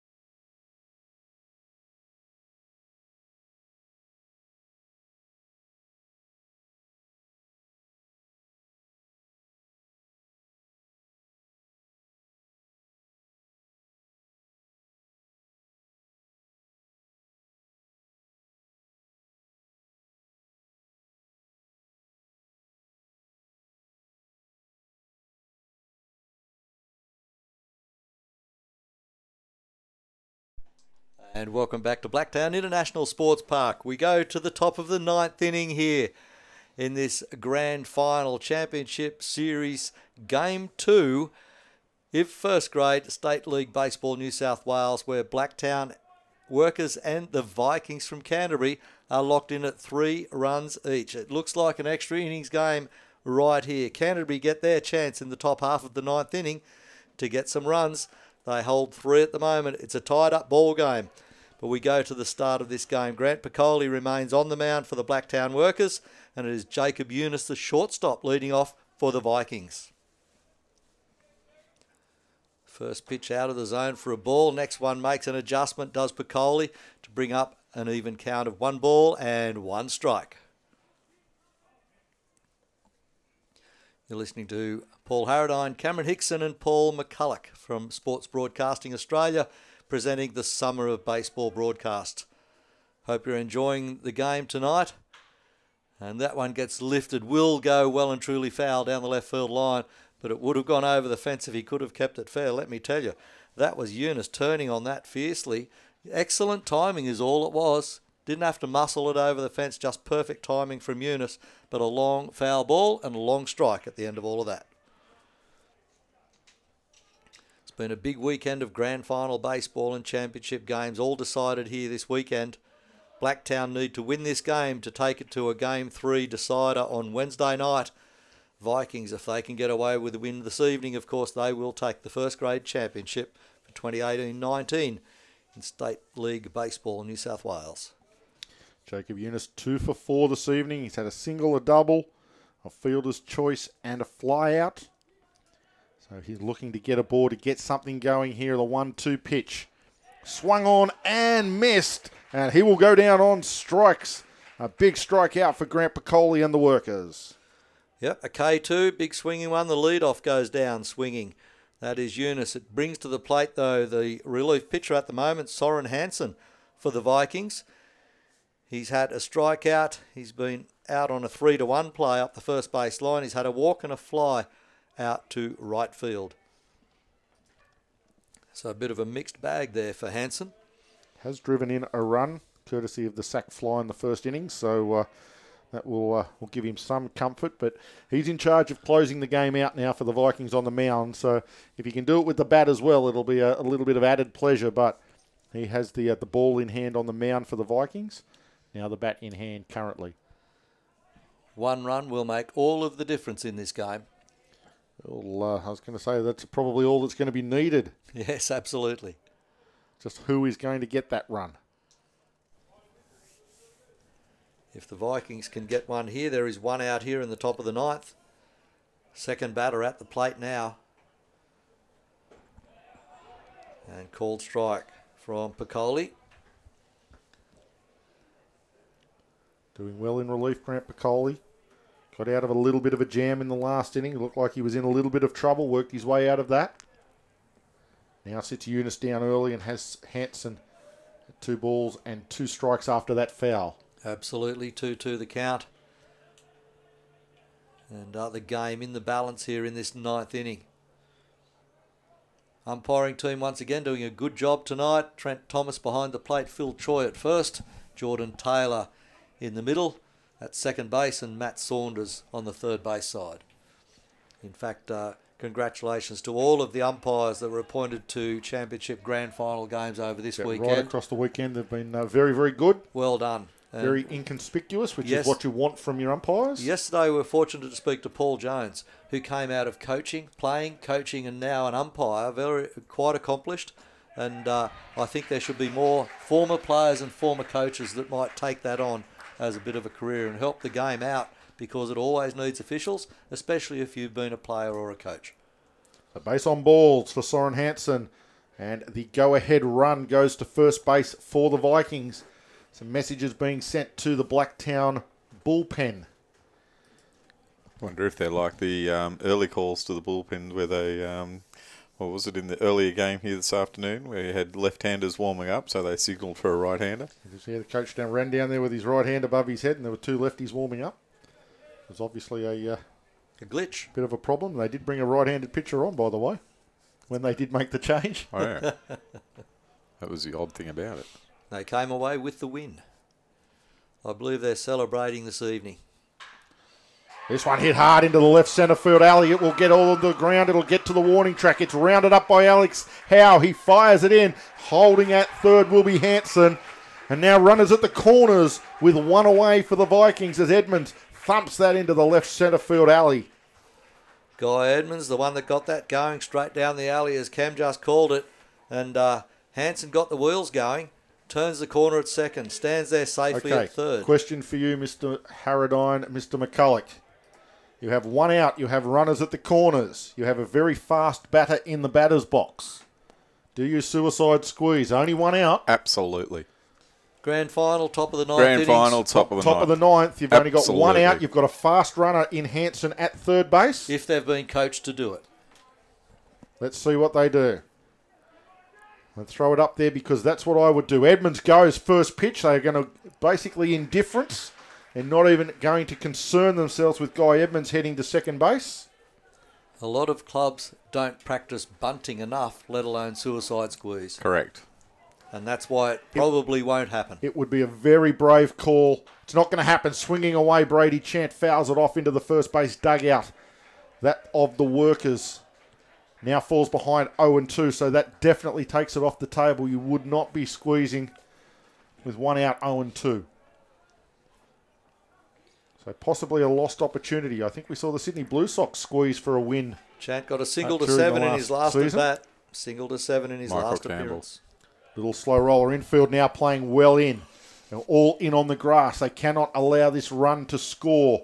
They will come to the plate. We saw in the second grade grand final how critical it was, these throws to the plate, chasing the runners, trying to stop runs come to the plate.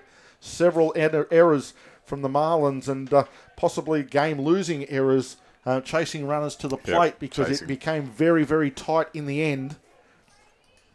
But we'll see how the Workers and Grant Piccoli do. They have a count of no balls and 2 strikes on Brady Chant. Edmonds now stands at second. Hanson at third. We are locked at 3 apiece. I think, the runner is taking a massive secondary lead there at third base, really trying to put Grant Piccoli off his pitching regime. And as a result, Piccoli drops it down in the dirt. 1 ball and 2 strikes. Looked like he was taking off for the squeeze, the way he started on his secondary. Chant hits it up the middle. It's a base hit. The Vikings have the lead. They score 1. Edmonds being rounded to the plate. The throw from Howe is not in time. Edmonds in for 2. The Vikings lead at 5-3 here in the top of the 9th. A great piece of hitting that by Brady Chant. He stood in there. He just ripped it up the middle of the diamond, and the rest was written. Hanson was always going to score. Edmonds hustling hard from second, rounds third. He scores, and the Vikings have got one hand on the championship trophy. And the reason that hit got through the infielders, all 4 infielders were in on the grass. They were in very, very close. If the middle infielders, shortstop, second base, maybe were out back a little bit, they may well have cut that ball off and prevented the 2 runs at least. 1 maybe will have scored. But everybody was in on the grass anticipating a bunt play, which didn't happen. They let Edmonds hit away. My next question was the outfield too deep? Sorry, Chant hit away.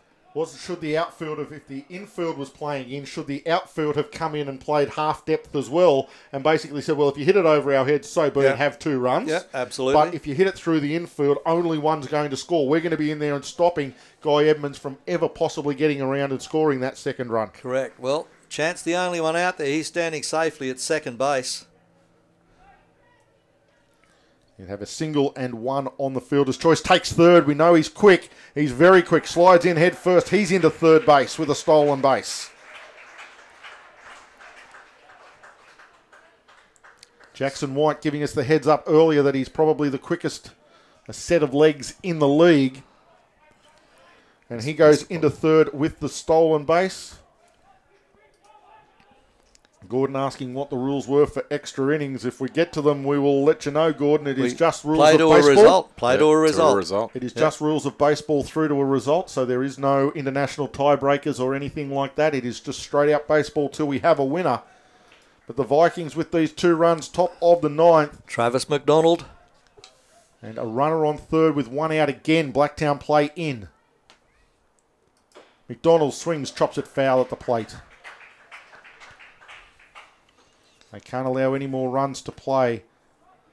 So they are playing in again. Unfortunately, it cost them a couple of runs. With only 1 out, I think they're in all sorts of trouble here. And the Blacktown workers. Mr. Podmore, he's a happy man. He's very, very happy indeed, yes.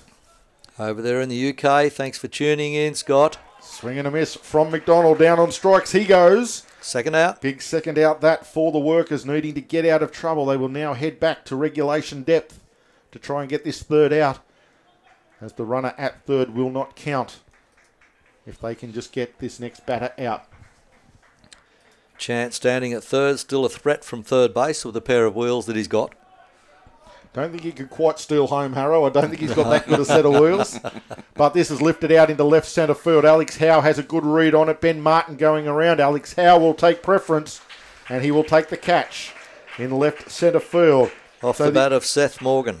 Inning is done, but not before a little bit of damage. Brady Chant, he whacks in 2 RBIs, and that is the difference between the 2 teams. As we look to the Red Stitches scoreboard, we see the Canterbury Vikings lead the Blacktown Workers 5-3 as we head to the bottom of the 9th.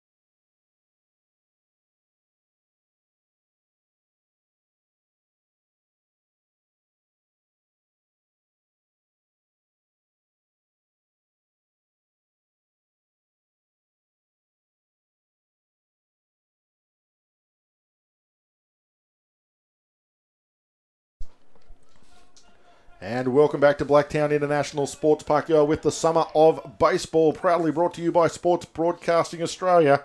And a massive thank you to our friends at redstitches.com.au. Red Stitches baseball and softball suppliers. And we head to the bottom of the ninth. The Workers need 2 to stay alive in the championship series. The Vikings have been the best team all season long. They were minor premiers. They were into the grand final first. Now they are 3 outs away from securing that championship. Soren Hanson still on the mound.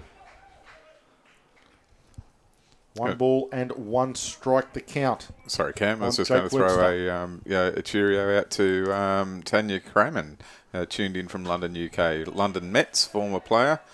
Seth Morgan, who's playing today. So, obviously Vikings fan. So Jake Webster to try and lead things off for the Workers. Webster 1 from 2 with 2 walks, a hit by pitch and a base on balls. He's had a fielder's choice and a single. This pitch is low and inside. It was tight. 2-2. Edmonds held it there for a little while, asking the home plate umpire where it missed. The fact is, Guy, all that matters is it missed, according to our home plate umpire, Trent Thomas. And the count to 2 balls and 2 strikes. Jake Webster taking plenty of time. Very critical stage of the ball game. It's all or nothing here. He swings on this one, fouls it off. Stays alive in there, does Jake Webster.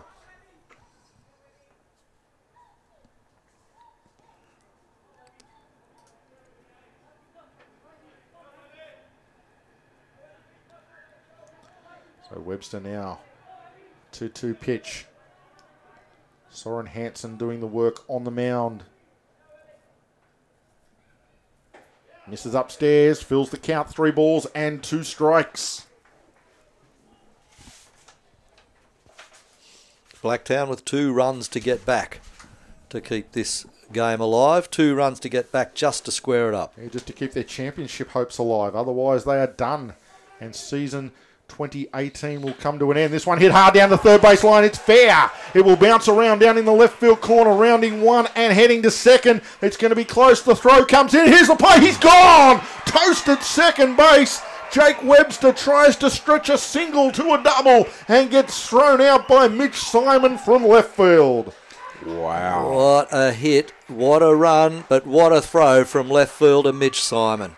Absolutely brilliant. That's great baseball right there. You've got to put the pressure on. You've got to do the testing and tested the arm of Mitch Simons, and unfortunately Jake Webster come up a little bit short.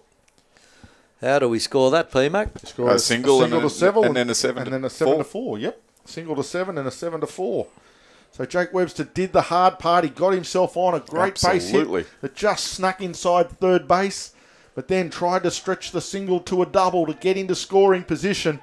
But a great throw from Mitch Simon right on the money. And that was enough to get him nailed at second base. And he'd be one you'd have to throw up into the MVP talks. Mitch Simon, he's been fantastic out there in left field for the Vikings. I know Harrow's got his hands in the air, but it's more a case of, I look at it from a case of no guts, no glory. Yeah, with none out, I don't know. But none out. I suppose if you get to second base, you put a lot more pressure on the Vikings than you do if you stop at first base. I guess it's a call that the runner has to make himself. Yep. No pressure on the Vikings now. And unfortunately, Jake Webster, as PMAC said, was about 1.5 yards short of where he needed to be. If he makes that into second base, it changes the whole complexion of this inning. And unfortunately for Webster and the Workers, he didn't get there. And as it is, the Vikings feel a massive sense of relief and get a big lift out of that first out. Did Webster need to rush the pressure? Just by being on first base, he was applying pressure. Yeah, if might have been in the first innings. Josh Strong, he swings, he misses, he's down on strikes, and the Workers are down to their last out. Soren Hanson getting the job done on the mound for the Vikings. 1 out away from winning this championship of State League Baseball New South Wales first grade competition. They will go back-to-back wins.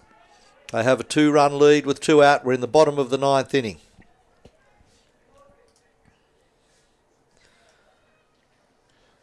Is this going to be the last batter for the Workers? Ben Martin takes a called strike. The outs, the strikes, they're slowly drifting away from the Workers, as is the championship trophy. Batters 7, 8 and 9, the bottom of the order for the Workers. The swing, it's up the middle. This could be it. It bounces away. It's deflected from Soren Hanson away from Will Fullerton and gets out into right field. That was going to be a fairly straightforward play for Will Fullerton until it took a deflection off a desperate Soren Hanson. And the Blacktown Workers, they breathe again. All of a sudden, there was a massive deep breath from the Workers. They thought their season was done. It takes a ricochet off Hanson, and Ben Martin gets aboard, and Jeremy Beck is now the tying run and heads to the plate. Fly to 4, fly to 9, fly to centre field for Jeremy Beck. He just needs to be able to get one through. Hanson to the plate. That one's a called strike outside corner. Nice pitch from Soren Hanson. Now that decision from Jake Webster makes a big difference. Certainly does with Ben Martin's hit. He would be standing at second base, if not third base. Correct. But it is what it is. We cannot change it. Jeremy Beck wants time. He's worried about a few of the Blacktown local insects getting in and around his face. He decides to take a little bit of time out. 1 strike is the count. 2 gone. The Vikings 1 out away. The Workers with the tying run at the plate. Swing and a foul. I was just paying attention because nobody seemed to be going after the ball in a hurry. It looked like it came straight off the knee guard of Guy Edmonds. His left knee. Yep. And I just wasn't sure whether there was a little tip on it or whether or not it was just cannon straight off. But the fact that he didn't chase after it alluded to the fact that it should have been a foul ball and was. So now down to their last strike, the Blacktown Workers. Can Hanson finish it here for his side? The wind-up, the pitch misses outside. Guy Edmonds tries to frame it. Trent Thomas too experienced for that. A little low as well. Doesn't matter what the count is. Trent Thomas not going to fall for that one. Guy Edmonds trying his hardest to try and get the out for his team. 1 ball, 2 strikes. Does Hanson come back into the zone? 2 out runner at first base. Hanson, the 1-2 pitch. Swung on, fouled off. Ben Martin stays at first. Jeremy Beck stays alive. Everyone just takes in a moment to compose themselves. The Canterbury fans, they're all gathering down there. They're ready to invade the field. Everybody waiting in anticipation. And watching online. Blacktown are trying to hang in there. Jeremy Beck, 1-2 pitch on its way. Swung on, fouled off again into the face of the roof of the grandstand. And back into foul territory on the first base side. That sounded like For Whom the Bell Tolls. We've had that plenty of times here at Blue Sox Stadium when several of our closing pitches have been up there closing the game out for the Blue Sox. Most of the time it was TVS. TVS or Mr. Dae-Sung Koo. Oh, Dae-Sung Koo. But now Soren Hanson trying to win the championship for the Vikings. 1 strike away. 1 ball, 2 strike pitch on its way. It is on the outside edge. He is rung up on strikes. Jeremy Beck and the Canterbury Vikings are your season champions. The 2018-2019 champions of the New South Wales State Baseball League are the Canterbury Vikings. They take this game 5 runs to 3 and the championship series 2 games to nothing. Congratulations to the Vikings, your new champions here of the State Baseball League. And I can tell you now that the Blacktown Workers scored their 3 runs off 10 hits and they left 14 runners on base.